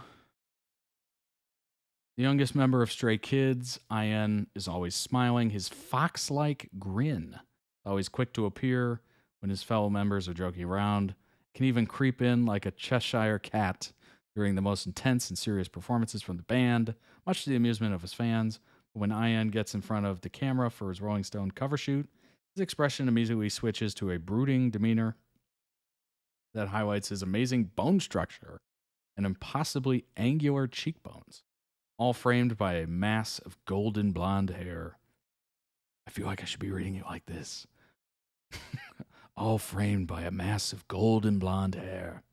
Wearing an oversized Bottega Veneta coat, he creates accentuated shapes for the photographer and contorts into shapes like a fashion model. Got all that from this photo, huh? That was unbelievable. This was your favorite writer from the last SK? Of course it is. Oh my gosh. Oh my gosh. I was just thinking about that too.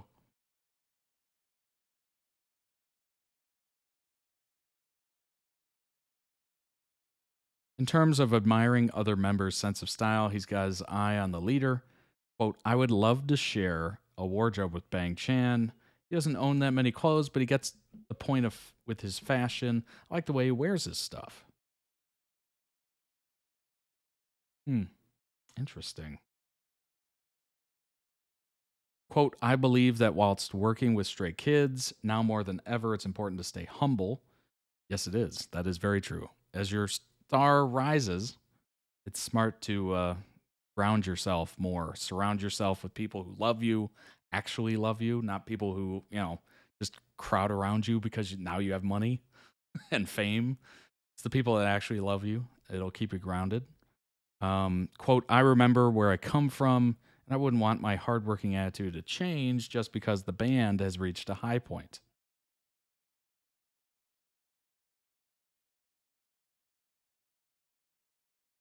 He often sat on the side of the stage, feet swinging merrily, interacting cutely with as many fans as he could, as if he were making up for lost time. Feet swinging merrily. That is a descriptor I have never heard before. Ironically, even though he's the youngest, he's not a fan of skinship, aka platonic physical affection, so naturally this encourages his fellow members to shower him with love and hugs. That's amazing. They find out your weak point and then they just tease you about it. That is a beautiful friendship right there. That is a beautiful friendship. Good grief. And it's never anything negative, obviously. It's always just a little bit of teasing. Moving on. Sungmin, the agent of chaos.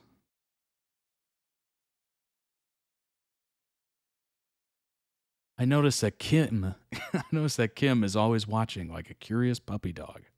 During the group shot, every time I look over, as Yoonjin spins around in his own world and Bang Chan is busy making sure his ducklings are all in a row, Sungmin is curiously surveying me from afar. Ooh. Cocking his head with his new blunt-fringed acorn haircut. The style suits him well, giving a more mature aesthetic. It has more layers and more depth, just like him. This author is really portraying the fact that they are very familiar with Stray Kids, like personal level. He's one of the menaces in Stray Kids. Agent of Chaos. That's a great title.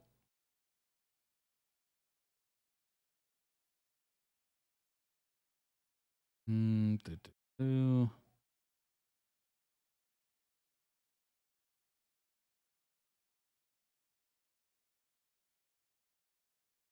quick to make a joke, especially with the rest of the group. Curious, he says, playfully, when asked who is the easiest to wind up.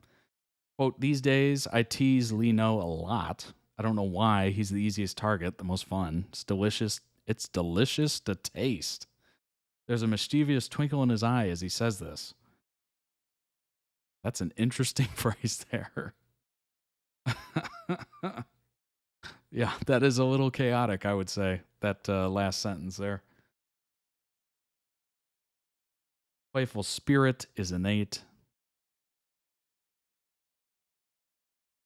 Yeah, here we go.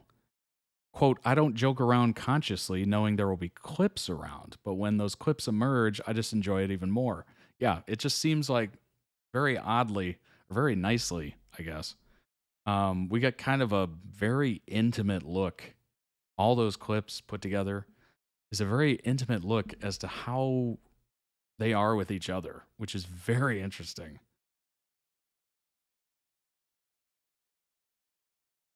It doesn't seem like they're putting it on just for the cameras. It seems like they're forgetting the cameras are there. So you're getting a really raw backstage pass.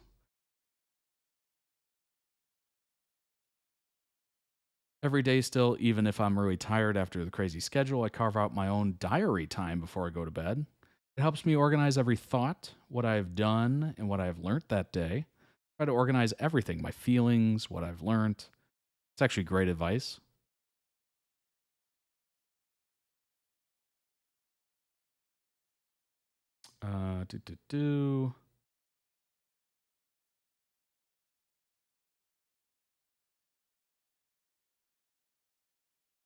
All right, hop on to the next one.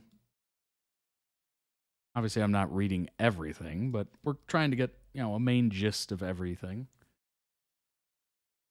Felix the Muse. Oh, gosh. Oh, gosh.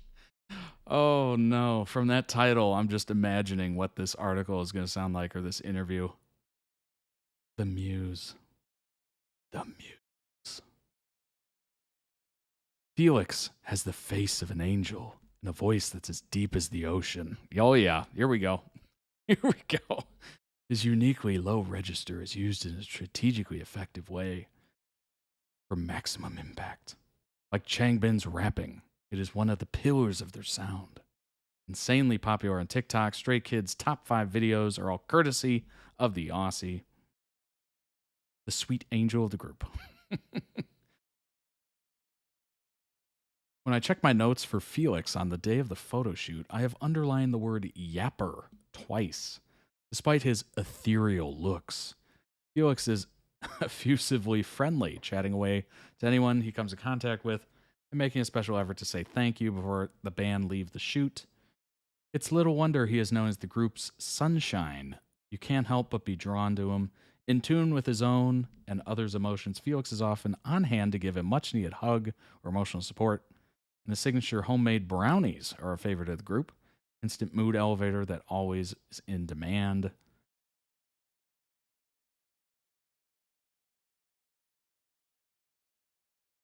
Quote, I really wanted to do UNICEF. I did donate to Laos, but I wanted to give more meaning to it. As a result, during the Lunar New Year holiday, he volunteered for the organization on a project in Laos that aims to improve nutrition, lower water pollution, and improve sanitation. Donating does carry a lot of meaning, of course, but I wanted to do something different. I wanted to express that physically, which is more, I wanted to go to Laos and experience that moment. I wanted to give out the amount of love that I receive from my fans to those that are in need more than me. As years go by, we interact with a lot of fans on a daily basis. The amount of diversity in our fandom is huge. We love them unconditionally. But also through the stay and the other members and those experiences, I have learned to love myself more and carry more confidence in what I do here and carry more confidence in what I do here on out for my fans and for myself. I thank a lot of people, not only around me, but also fans globally, for helping me learn to love myself. Even though I'm more of a person who loves to give, seeing them be happy, being happy is my way of being satisfied. But them showing me love teaches me that I can be more confident in myself. Becoming a Louis Vuitton women's wear ambassador has been a transformative experience for him. Wearing all kinds of clothing makes things fun, not only to express how I feel, but also what we want to wear daily as well. One thing's for sure, wearing both menswear and women's wear made me more confident.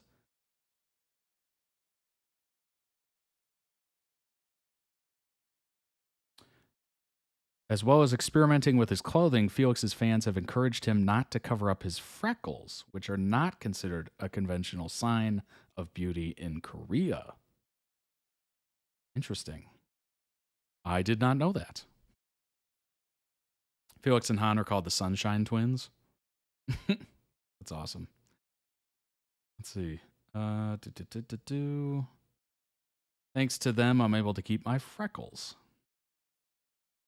Not only that, Pat McGrath, when she did my makeup, she wanted to keep it natural, and I think people thought that was special.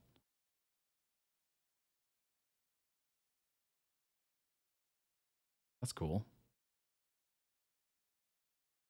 I love these little interviews. They're not crazy long, but they seem to be really nicely done. Gives you a nice little, moment in time, I guess. In the UK, freckles are a sign of beauty. Just saying. Well, there you go. On the all-rounder. On set, Han is slinking around, moving fluidly in a tight monochrome Balmain outfit, striking poses as if he was Mick Jagger. His tousled hair is almost falling over his eyes as he swivels his hips to land the perfect pose. Being adept at modeling comes at no surprise. He's good at everything. Although he can often be the most reserved in the group settings to allow other members to have their say, when he does speak, it's powerful and insightful. Evidently, an introspective, considered person, which is a key element in how he creates his songs. Quote, I prefer the songwriting process. That way I can write songs and imagine the voices of the Stray Kid members inside of it. I really enjoy the reaction of the fans when I see my music being used in online content.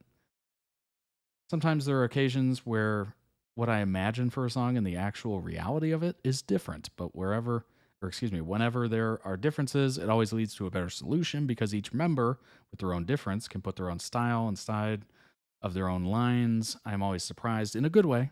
Working with Stray Kids, for every piece of work we put out, there is so much effort, not only for myself, but all the band.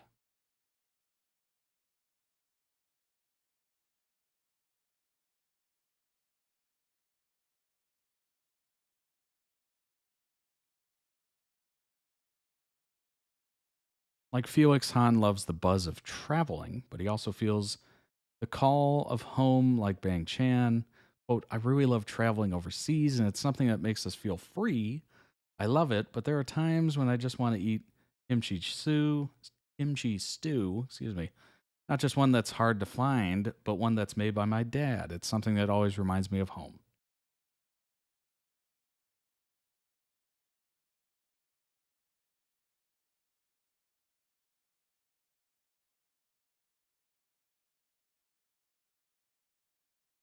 Despite disliking the heat, there we go, Han and Felix have the fan-ordained moniker of the Sunshine Twins, due to their birthdays being one day apart.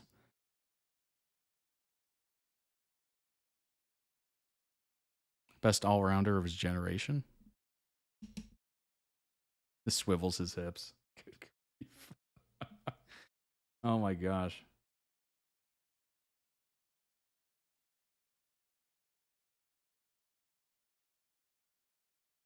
Yoonjin the Dreamer. Yoonjin is prowling around the studio floor like some kind of panther.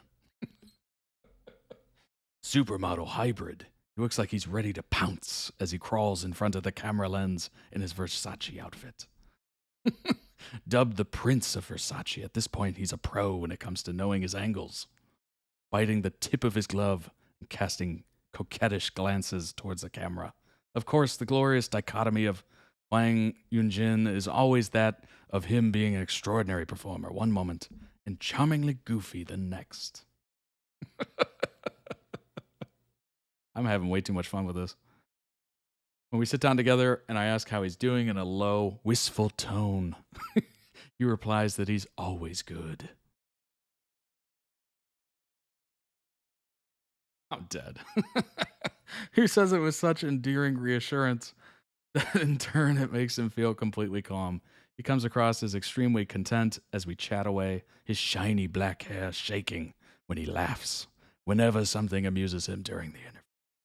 It's a calm space that he has cultivated for himself over the years. His black hair shaking when he laughs.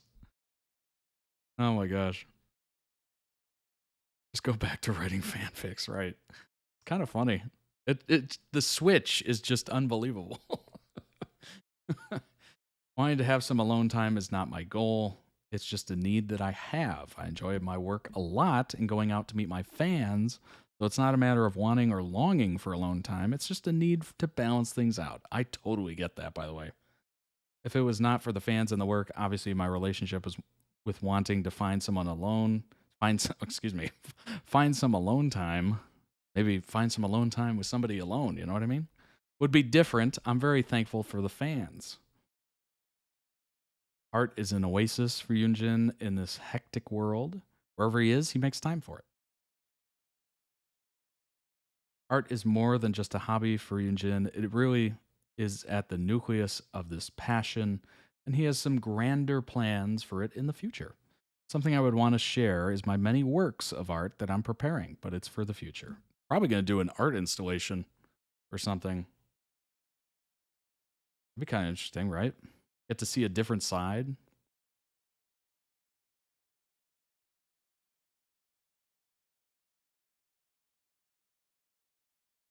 Main thing about me personally is the teamwork aspect. Being surrounded by members that are very hardworking, I actually get to learn many things from them in that sense. Yeah, that is one of the classic things is you want to surround yourself with people who you want to be or are as successful as you want to be successful.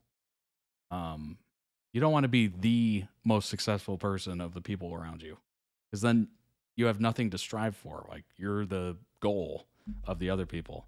You got to have somebody above you that you just look up to, you want to emulate, you want to get to where they are. It's just kind of a motivating thing. Changbin the Charmer. Oh boy. Changbin is someone that you want to look after. You need an extra hand with him. Lino affectionately shares a little moment that he and Changbin have when they're alone.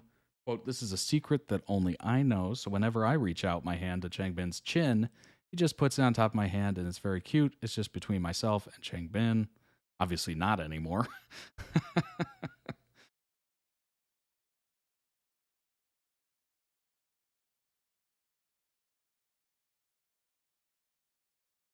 Let's see. As well as the minister of the Stray Kids' mood, he's also responsible for getting everyone in shape. All the members are regular gym goers. Felix reveals our members are keen on getting their body shape and becoming healthier.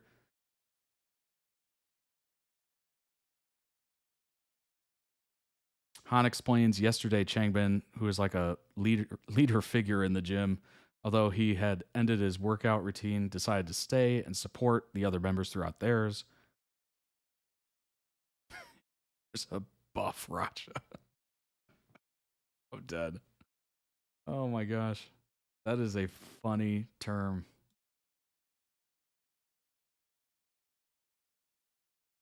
Let's see. Management affectionately advised that Changbin is a little shy. I watch him closely. His hair, which he dyed a vivid violet at the beginning of their most recent comeback, has abated to a soft lilac by the time our shoot comes around. And even though he is reserved, he is doing what every good Leo does best and is posing like a pro. That is part of the charm of Changbin. He can oscillate between serious and cute on a whim. During the group shots, his staccato laugh pierces the air, and this playful shriek of joy also erupts when Sangmin roughhouses him, bringing fresh energy to the room. He can switch into serious mode quickly, too, carrying his inimitable, there we go. It's like my brain wasn't processing it. Spirit from the studio to the stage. Changbin is one of a handful of male stars, including Harry Styles, and his close friend Woo Young from A Tease, who have been nicknamed Baby Girl.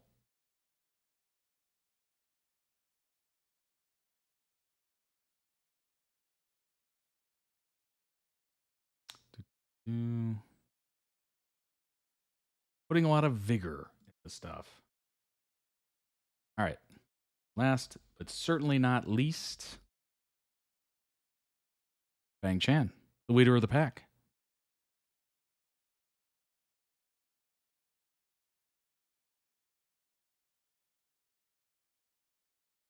Let's see here. When I suggest the Stray Kids could easily fill a stadium tour, he shakes his head and humbly says, "We're not quite there yet." He says, driven as he is talented, so his response doesn't surprise me at all. Throughout the day, his manner evokes how the cogs in his head are perpetually turning, making sure that the Stray Kids ship is on the right course. His journey has been a long one. Road to band leader began in 2010, where he passed an initial audition at the age of 13 and moved from Australia to South Korea to begin training. Trainee for 7 years, watching his peers graduate before he eventually debuted. I miss a lot about Australia. I miss my family, the environment, the water, the food, my mates. I miss my dog, Barry. When I first left, maybe because I was young, I didn't really think much of it. I was like, right, new journey, start a new life.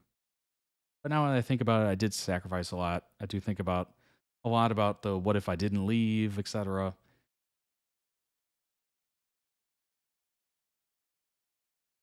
Bang Chan determination manifests in his devotion to the group. Level of affection for the band is always there. Where they're making sure other members are doing what they're supposed to on stage. Quote, it's really, really pressured. Ever since the start, we have been climbing the steps one by one. Really put the pressure of every move that we make and the future of music as well. Yeah, absolutely. It's cool that they have somebody to lead the pack, because that is a lot to think about. Obviously, he's got a great head on his shoulders. Being able to just say, nah, we're not ready for stadium tours quite yet. Like, obviously, he's thought about it. Strict but caring. That's a great description.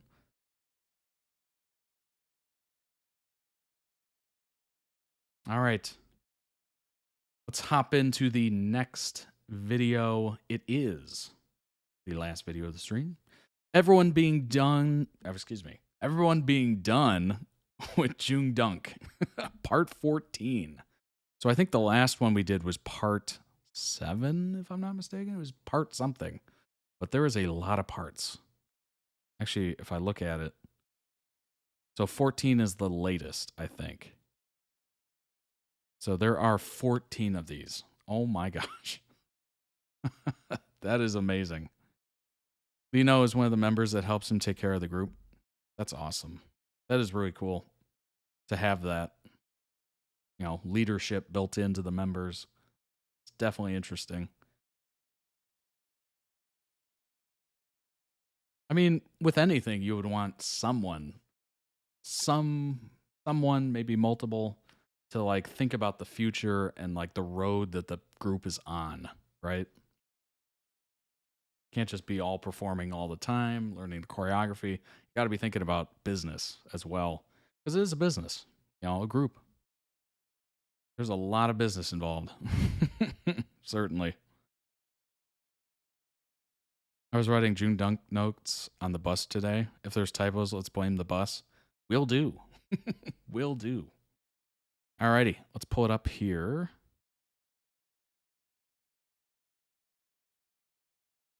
I don't think we're going to need closed captioning, because I think it's already on there. Let's go ahead and bring it up.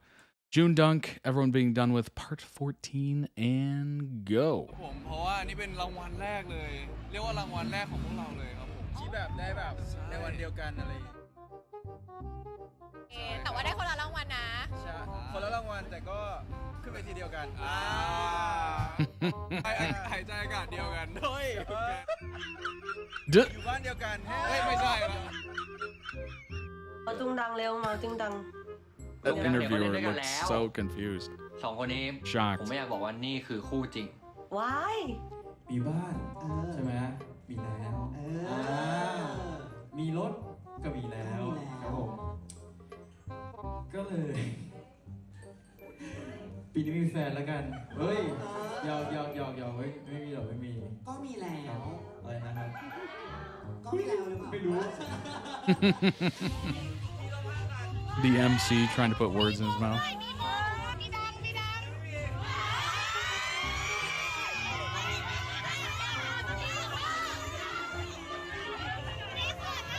Damn, people are so aggressive with it.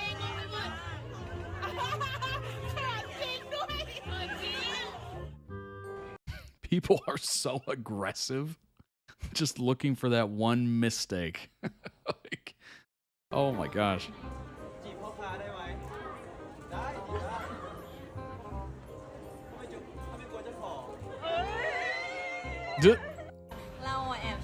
That was good. That was smooth.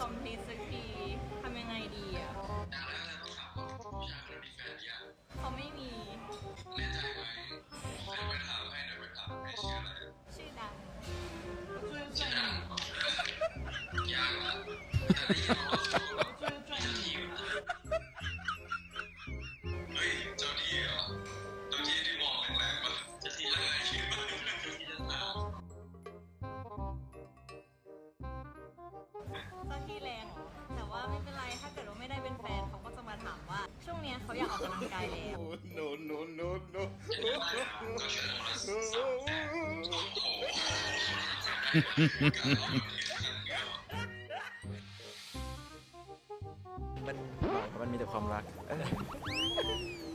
ดังไปไหนคะจุง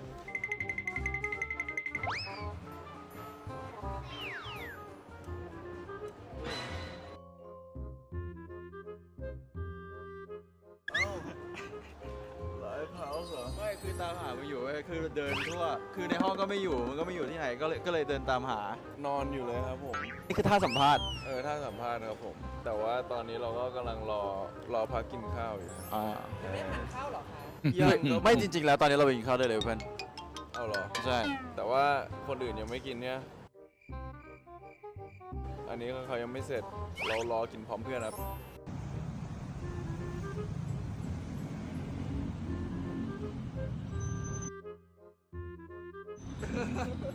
โหอะไรวะ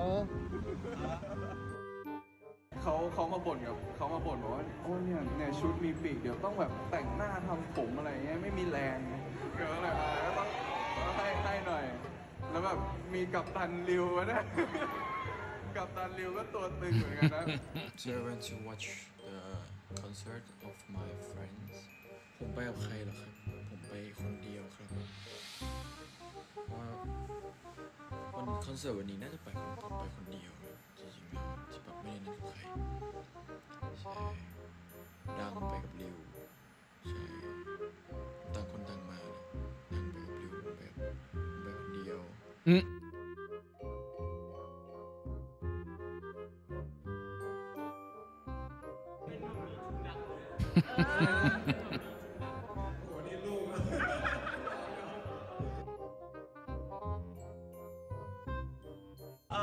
ไม่ได้แล้วเดี๋ยวพอมีกล้องมาแล้วผมไม่ทำแล้วเป็นหลักฐานกลับบ้านต้องทำยังไงนะเมื่อกี้ทำอะไรกัน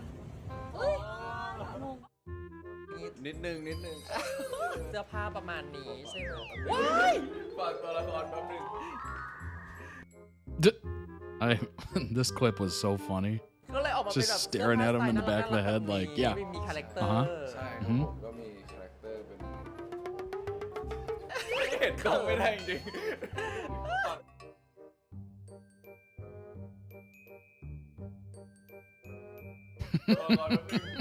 เลยโอเค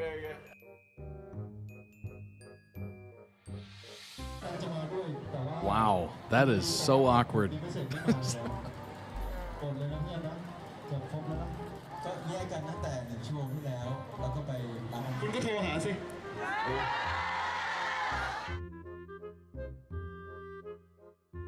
ไม่เป็นไรเขาน่าจะอยู่กับพ่อแม่คุณก็ทำไมไม่ไปอยู่กับพ่อแม่เขาด้วยตอนแรกอะไรนะครับ ชอบแกล้งตลกอยู่ไม่เพื่อนเก็บกวาดสมองที่ไหล Oh my gosh. สมองใคร Roasted.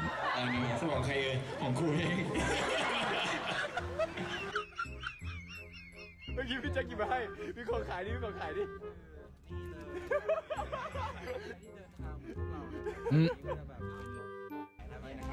เพราะว่าข้างหลังนี้จะสามารถเขียนชื่อได้แล้วก็สีสันนี่ค่อนข้าง ได้ปะโอ้โหโอ้โหเดี๋ยวโอ้โหโอ้โห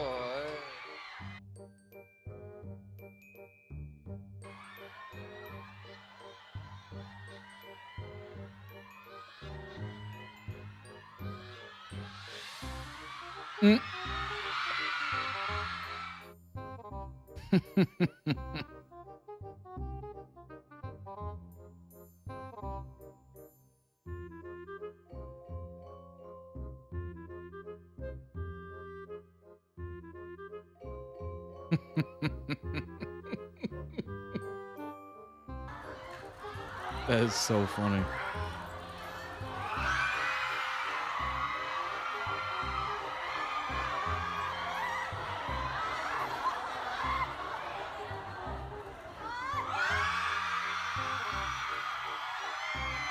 บอกน้องดังว่ายอมไปกินข้าวกับพี่จุงบ้างแบบคือสงสารเพื่อนไงเวลาเราไปทานข้าวแล้วแบบว่าแล้วเพื่อนไม่มีคนทานด้วยอะไรเงี้ยครับแบบเวลาเราจัดห้องแล้วมีคนมาช่วยจัดอะไรเงี้ย พาไปกินไหมคะ พาไปกินไหมล่ะเทปนี้น่าจะเริ่มประมาณ5 ทุ่มเลยเดี๋ยวเราไปกินข้าวกันนะครับ ถ้าเราไปกินข้าวด้วยกันพี่จุงโอเคเหรอคะ จุงโอเคปะล่ะ เดี๋ยวพี่ไปนั่งบนโต๊ะครับ ไปนั่งบนโต๊ะ ขวางเลย ขอกินเลยไม่ต้องมองหน้ากันเลย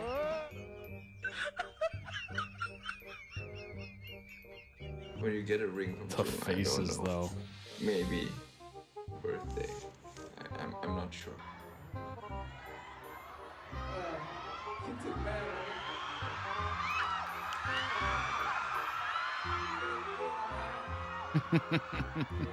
น้องบอกว่าพี่จุงส่งค่าสินสอดมาให้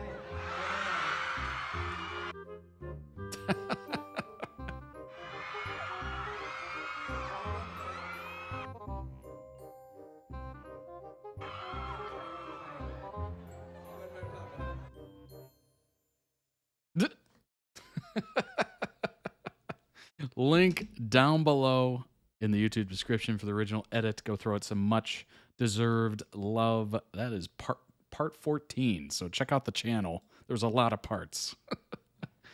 And you'll be able to see more edits like that as well. Let's go ahead and pull up this article. Dunk is no lost boy, written in the stars. This was just posted literally 2 weeks ago. When a star is on the rise, its glow announces its entrance, even before the skies dim and clouds part. Dunk, I'm not even going to attempt that name, beaming arrival in the entertainment scene beckons the attention of those both near and far, the high beam to follow proof that his boyish charm barely scratches the surface of the alluring and endearing luminary he is destined to become. What do you want to be when you grow up? It's a question that everyone has probably been asked at least once in their lives. Oh, that photo shoot. Oh, this one?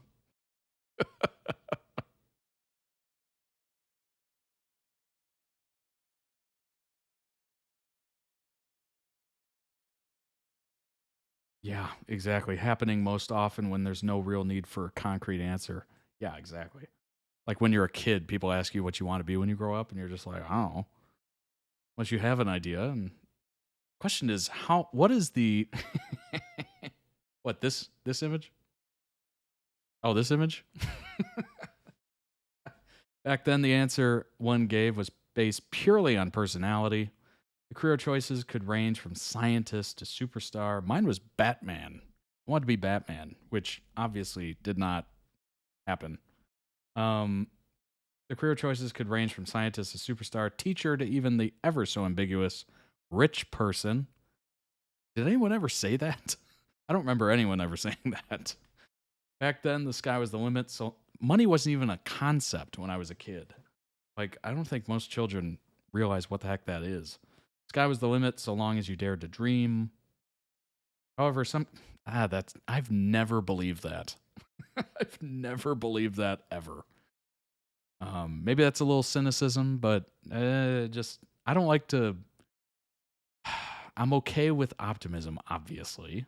I love optimism, but wishful thinking is wishful thinking.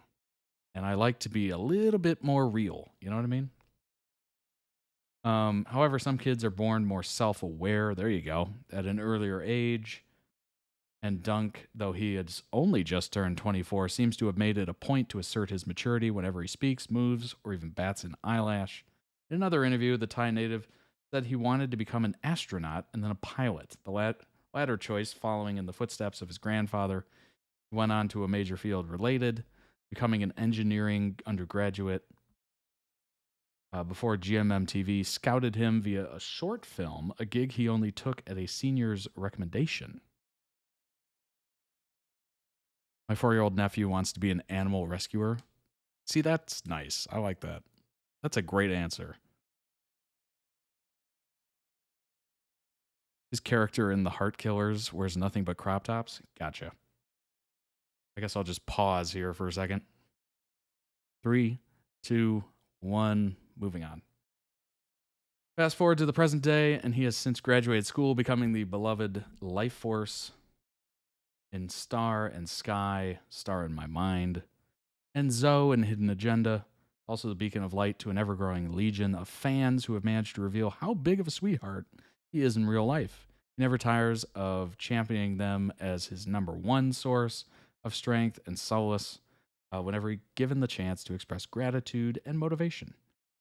Meteoric rise was bound to happen. Chancing upon one of his live streams with fans, one will know why. For Dunk, the commitment to a totally new look and styling for our October 2024 cover was not a mere experiment in motion. It was a chance to break old molds and discover new horizons. It is hard to believe that an entertainer's career was never in Dunk's cards. Yet, he still discovers many hidden talents every day. Perhaps this dip into the world of the performing arts as a young adult was what steadied the actor's tread into stardom. But as you will now see, it could also very well be his destiny. Wow, my reading skills have just taken a nosedive right now. I don't know what's happening. Hi, Dunk. It's a pleasure to meet you. How have you been as of late? Dunk says, I'm doing well, but I have been very busy filming The Heart Killers, which started immediately after Summer Night wrapped. Besides that, I'm enjoying every aspect of life and balancing work and social life. Just turned 24. Happy birthday. Birthdays are something I look forward to every year because to me, it's a day to celebrate love, gifts, and food. Growing up has never scared me. It makes me feel excited every year I grow up.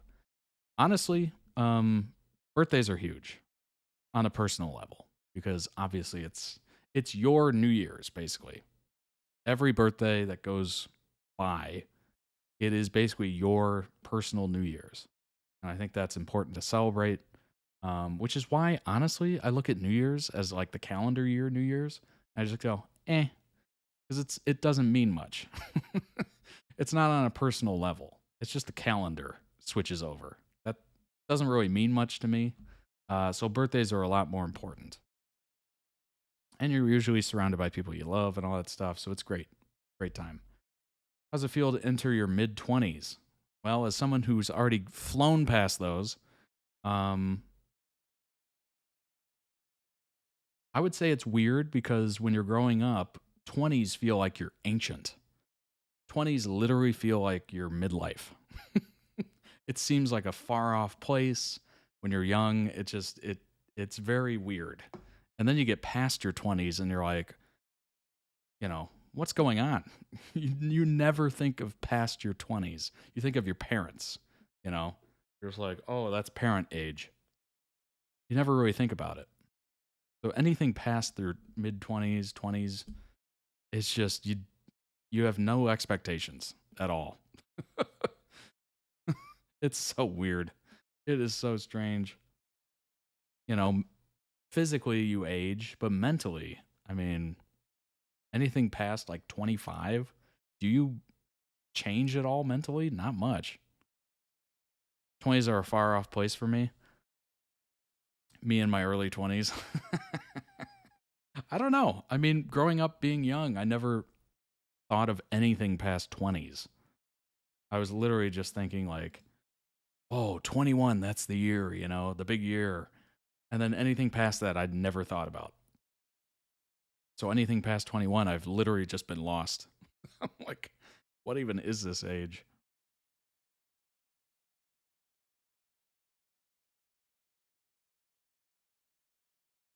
What'd you wish for when you blew out your birthday candles? My wish was for everyone I love to stay with me for the longest time and always be happy.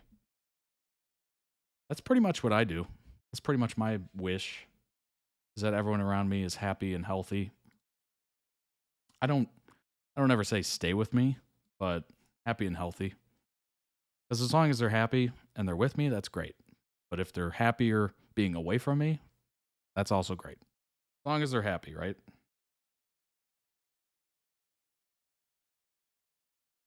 You ever feel like you miss your teenage years? Definitely. I low-key miss the days in high school when I got to meet my friends and play sports, doing our favorite hobbies every day. Absolutely. The older you get, the more you look back on that and go, dang, those were good times. Good times. Whether it's at high school or university, whichever one. Because you're just guaranteed to be with your friends, like every day. It's amazing. Have the realities of adulting hit you yet? I would say yes to a certain extent, since it is now my turn to look after my family, pay the bills, manage other things at home. That being said, I still live with my parents right now. Well, that is smart. Oh my gosh. He's banking so much money, it's incredible. I'm assuming he pays the bills. I would hope that he would pay like the mortgage and stuff, or rent or whatever, for his parents, just because he can afford it. But if his parents are like, no, then, oh my gosh, he's just banking money like crazy. I will never miss my teen years. Yeah, they're pretty rough. They are rough. Obviously, you're becoming an adult, or maybe there's issues, obviously. There's a lot of things that go with your teen years, for sure. The movies have documented most of those issues, and there's more that haven't been documented, but I don't know. I look back with fondness in the very specific acts of like going to school, having friends around you at all times. Like it just seemed like it was just one big hangout in a way, with class mixed in. I don't know. It was just very chill because there wasn't any like bills or anything like that.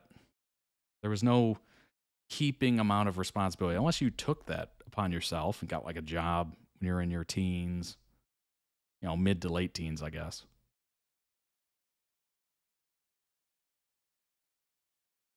If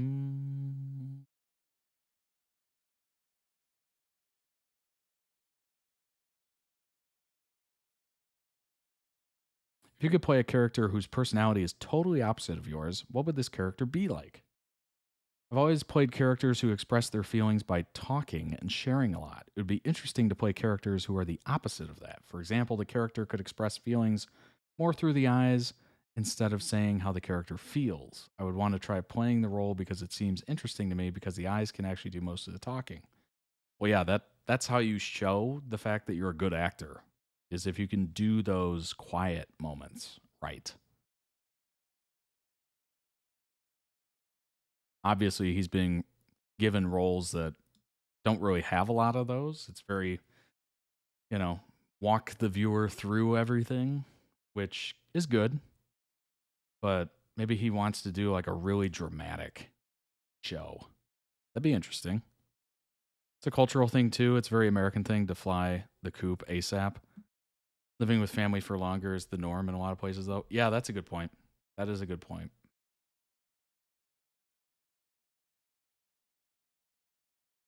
That is true. Yeah, at 18, it's like expected. If you don't go to university, you get a job and you move out. It's very much like, all right, you know, mama bird pushes the baby bird out and hope you fly. Very, it's an interesting process for sure. What's one thing you hope to achieve next year? I would love to be fully responsible for my family. My goal is to be able to cover every expense when it comes to them. Okay, so he's helping out. He's not covering all the bills and whatnot, but he's certainly helping out. One of my goals is to get anything my parents want since they raised me with so much love and care since I was young. I'd also love to star in a movie and take on many interesting roles. Other than acting work, I would love to perform, dance, and sing in many events, shows, and concerts for all my fans to see. For acting, Dunk was a model, doing both runways and shoots.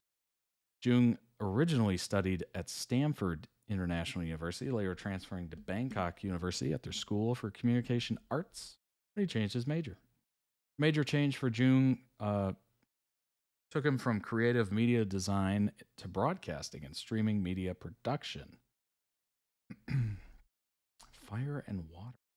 I don't know what this is going to be.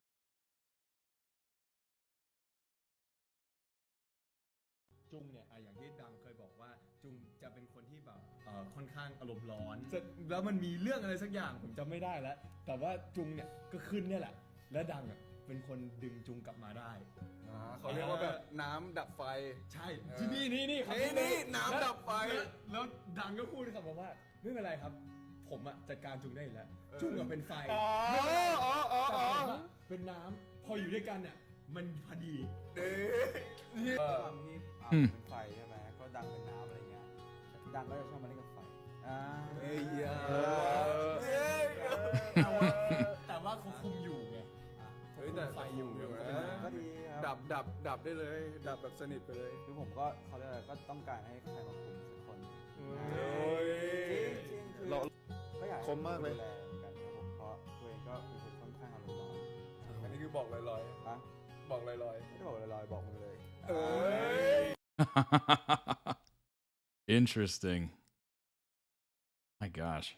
They get along so well together. Dunk has 2 dogs called Haruto and Moro. Their company doesn't do just BL shows. They have more general programming too.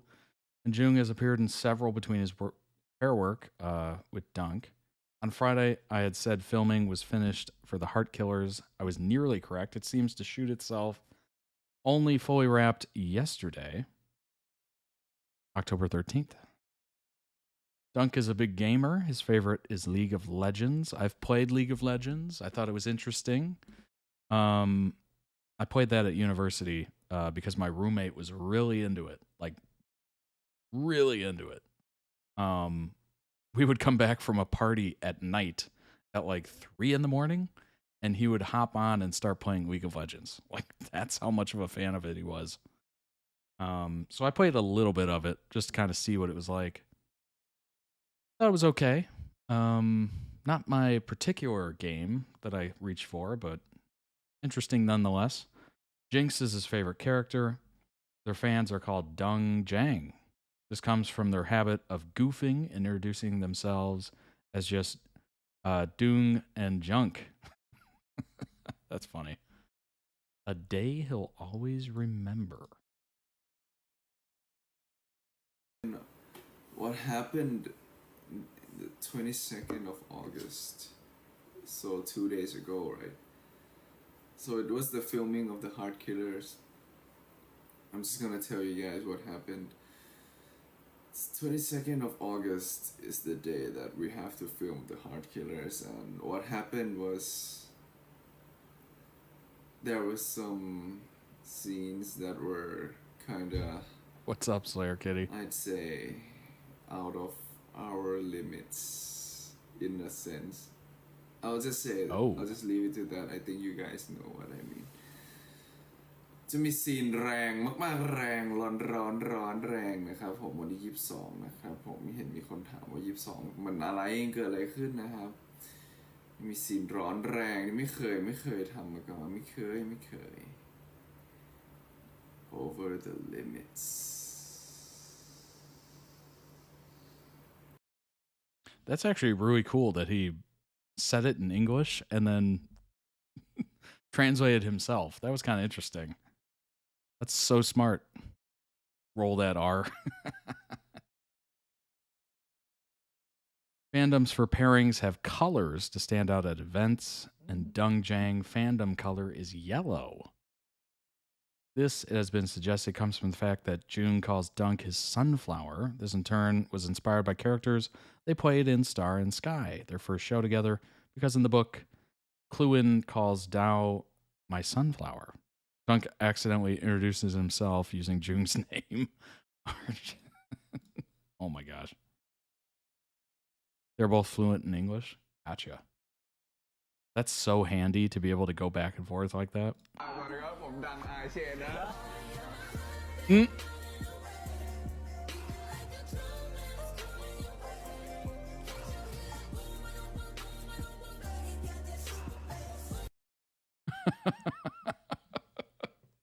That's amazing. Oh my gosh.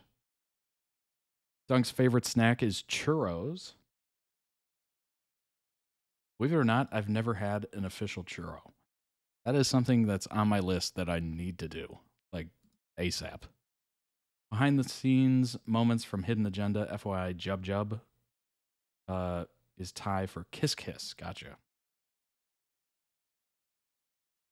Jung asking Dunk's mother for permission to kiss her son and her disapproving. Cuddling between takes. Jub Jub. Scripted and unscripted.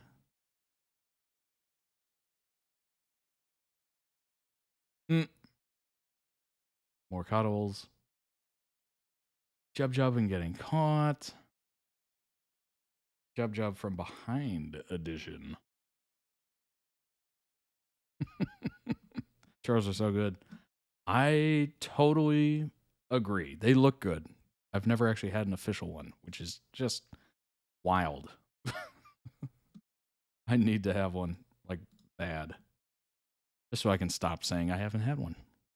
For translation, Jung's emoji is an avocado, whereas a cat or sunflower is used for Dunk. That makes sense. Cat is, I think, a reference to the fandom nickname of Dunk Meow because of his cuteness.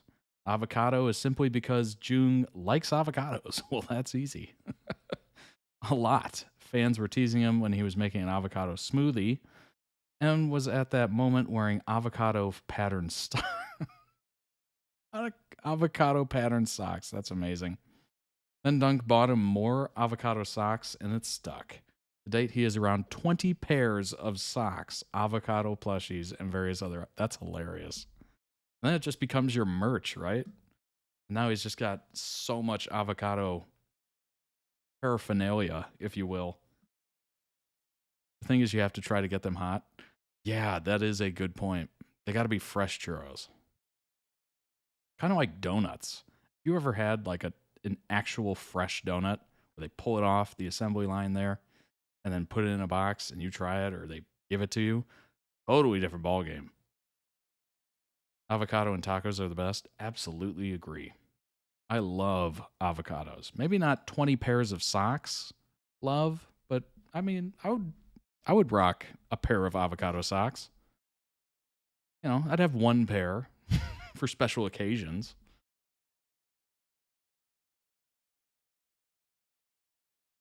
I forgot to go on the tablet and format the doc. Don't need to scroll down. Oh, whoops. Oh, there's the avocado socks. Yeah, he's got multiple colors with the Jordans. Oh my gosh. Appreciate the heads up there. I think their pair mascot is a sunflower avocado cross. Oh, okay. Me making donuts and eating them right after is the best thing. Absolutely. Oh, fresh donut. Perfect. Like having fresh bread, you know? Just a whole different level. Quote unquote accident. Oh boy. What could this be? Oh.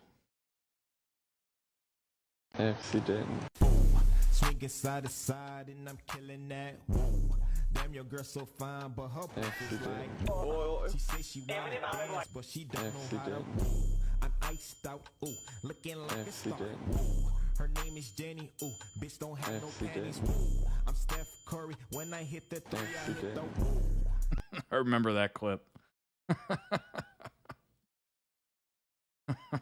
In plain sight, as they say. Joong has Dunk saved in his phone with a dango emoji, which is a Japanese dessert. Because of this, sometimes the fans use it to represent Dunk too. Clingy. Oh boy. What if I click on all these TikToks, like, what am I getting right now?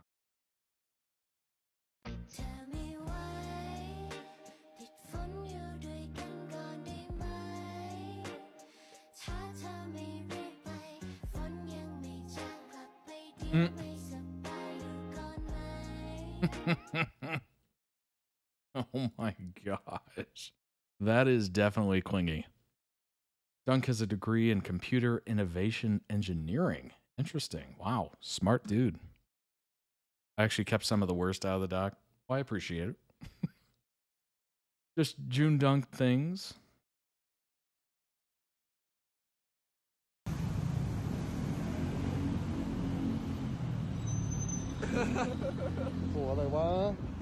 Just hanging out, chilling. Joong is lucky. This is a photo of Dunk's waist on a crop top during a fitting for the Heart Killers. Joong quickly deletes the post.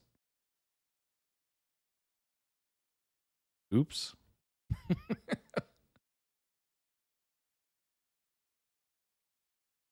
GMM TV people talking about JoongDunk.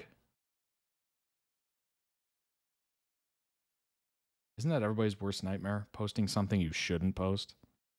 I'm pretty sure that is. Like literally everybody. Anybody that's on the internet. If you're posting, you're like double checking, triple checking, making sure everything's, you know, accounted for. นึกออกคนแรกเลยจุงดังคู่นี้เป็นคู่ที่แบบชัดที่สุดแหละที่แบบผมเห็นนะที่แบบอยู่ด้วยกันตลอดติดกันตลอดเวลาแยกกันก็คงเป็นจุงดังแหละเอาจริงก็เห็นมันอยู่ด้วยกันตลอดอะไม่คือเขามีความไม่เข้าชีวิตจริงอะไรอย่างเงี้ยเขาก็แบบมุ้งมิ้งอยู่สองคนอะไรอย่างเงี้ยใช่เพราะว่าถ่ายรูปโรงเรียนอ่ะคนอื่นเขาถ่ายกันก็คุยกันอยู่สองคนอ่ะกันอยู่หลังจุงอ่ะเขาน้อยใจดัง ไม่เคยธรรมดาอยู่แล้วพูดจูงดานเนี่ยมันเป็นชอบมันมีเซอร์ไพรส์ก็เหมือนแบบมันคิดกันเองแล้วก็ชอบแบบเอ้ยพี่เอาแบบนี้มาเรารู้สึกว่าสองคนนี้เวลาอยู่ด้วยกันอ่ะมันช่วยกันอ่ะคือสมมติว่าถ้ามีช่วงไหนที่เขาอยู่คนเดียวหรืออะไรอย่างเงี้ยจะรู้สึกว่าแบบเขาจะน้อยหน่อยอะไรอย่างเงี้ยหลักหมายถึงว่ามีความแบบด้วยความที่เขาสองคนแบบเวลาอยู่ด้วยกันก็จะมีความเล่นกันอะไรอย่างเงี้ยชอบกองวาระอะไรประมาณนึงด้วยกันเด็กๆที่มาอยู่ด้วยกันแล้วแบบว่ามาเล่นสนุกกันอะไรอย่างเงี้ยเราก็ต้องแบบ That's amazing when other actors are like, or other people on GMM TV are like singing their praises and talking about them, just constantly being together, thinking of each other, all that good stuff. Just a general video showing the GMM TV building. The IMO alarm, in my opinion, alarming lack of security, how much BL is used to sell products. Ooh, interesting. Come with me to visit the GMM TV building in Bangkok. We use the super easy metro system that has these awesome little tokens that you use. Oh, check out my sneaks and my fit, my linen, because it's hot as hell. And they have really well-designed metro stations. I was really impressed with their system. I was not familiar with their game, but there it is. It's really bizarre to just be like walking in front of this building. I was kind of starstruck, to be honest, and I don't often. There's the sign. Yeah, it's just weird that you're able to walk right up and like it's your BL boys in real life. It's hot in July in Bangkok. There's my little sniff to get me going. Oh, okay. So we headed downstairs first. There's this awesome area that is air conditioned. There's a 7-Eleven down there, of course. The real ones know. So you're able to pick up some snacks, some drinks to refresh. And of course, just like everywhere down in the basement is just all these pictures of your BL boys. So weird to see like actual advertisements of them in public. And that's like a common thing throughout Thailand is that you'll just like see products with BL boys on them. So weird. Such an eye-opening That would be a little... I was having the time of my life. visually shocking, I guess. We love to see it. Of course, it was Boone's birthday, so yeah. The store was closed when I went there because I went on a Sunday. I'm an idiot, so that was sad. But it was really cool to see all these. Like, things. hey, I know got, these people. Of course, my glamour shot in front. And what's funny is my friend doesn't even watch BL, but she wanted a picture really bad.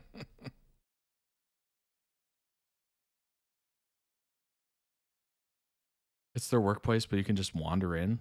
That's wild. And it has been a safety issue. I'm not shocked. I am not shocked at all, actually. Wow. Fan clubs usually buy the ads to put there. Oh, that's cool. Oh, the fact there's a 7-Eleven just chilling down there. Joong addressing the situation of some fans being harsh on Dunk's acting. For saying as a lesser known person, he was using Joong for fame. That's wild. สำหรับผมนะตัวผมนะ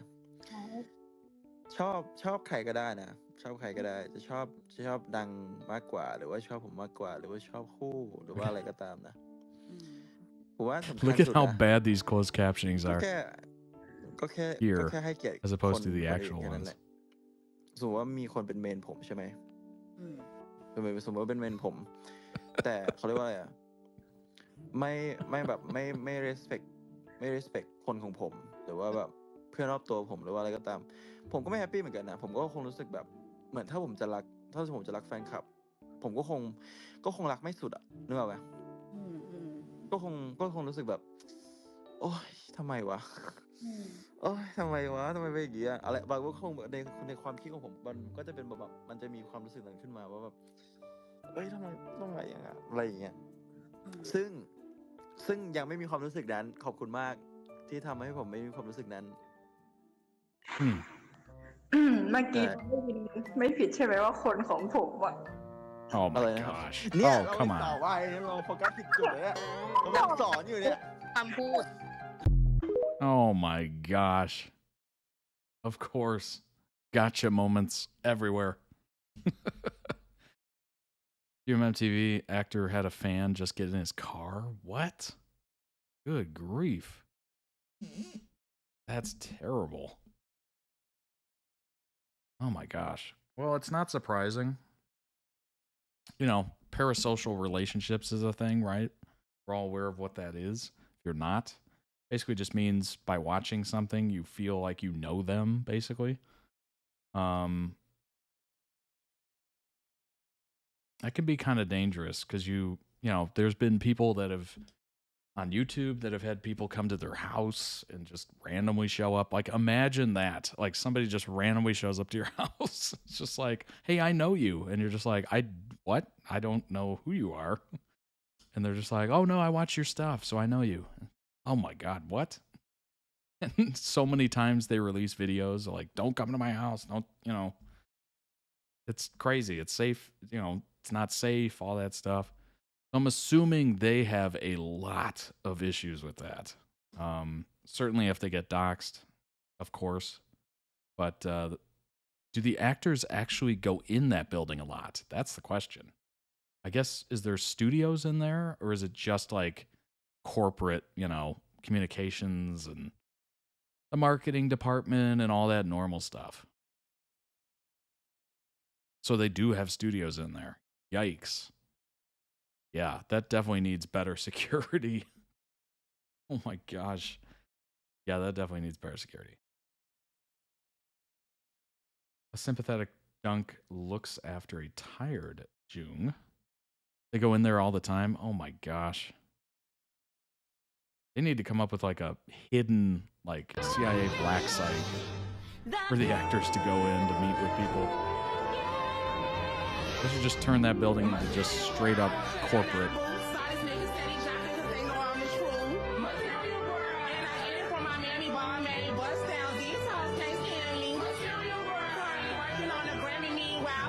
That is chaotic sound right there. What the heck was even that?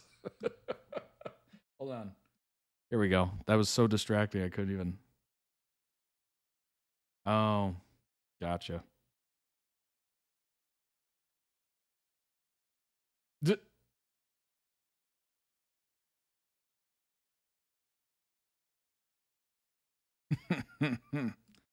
Oh my gosh. In BL pairings, the order of the names generally tells you a key detail about the pairings. The rule is that the name that comes first is the top and the second is the bottom. There are exceptions that proves the rule. In the show 4 Minutes, the character Time is top and Great the bottom, but being able to call a pairing Great Time is too fun to... Yeah, that's... I mean, that goes so well. The same with pairings, almond latte and Burger King, really? Oh my god. What? That is freaking hilarious. Burger King. Oh my god. Did you just have me read that out? I get it. As I was reading it, I was just like, okay. However, JoongDunk have so far always had Joong as... Unbelievable. Unbelievable. Here Joong reacts to a fan sign suggesting a change. My man. What the fuck? What the fuck?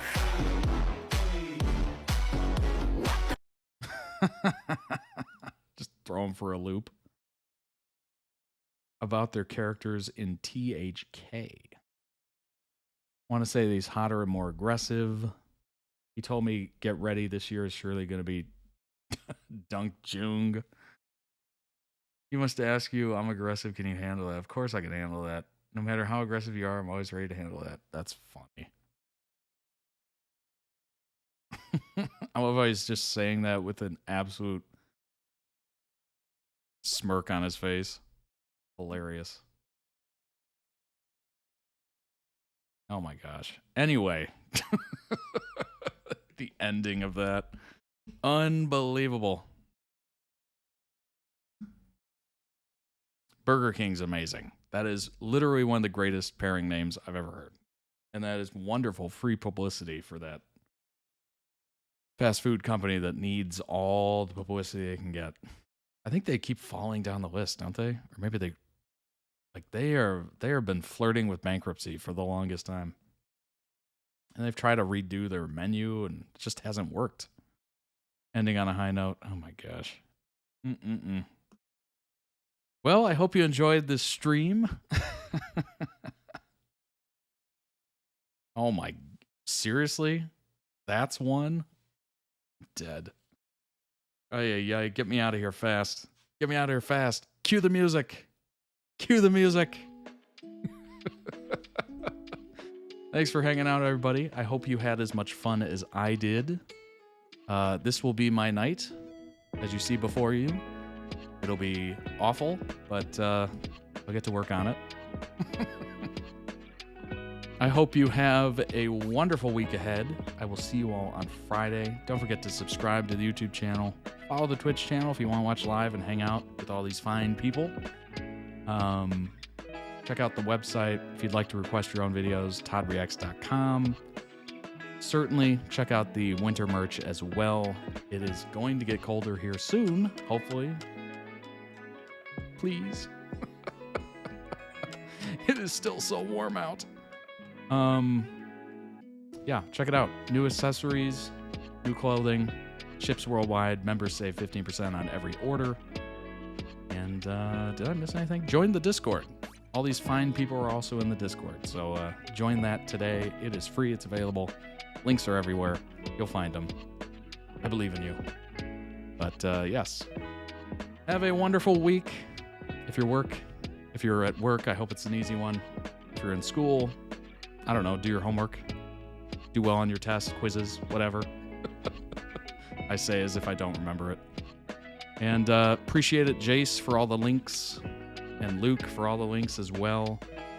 All the hard work you put in is appreciated. Take care, everybody. Thanks for joining. I appreciate it. I will see you on the next one. Bye-bye.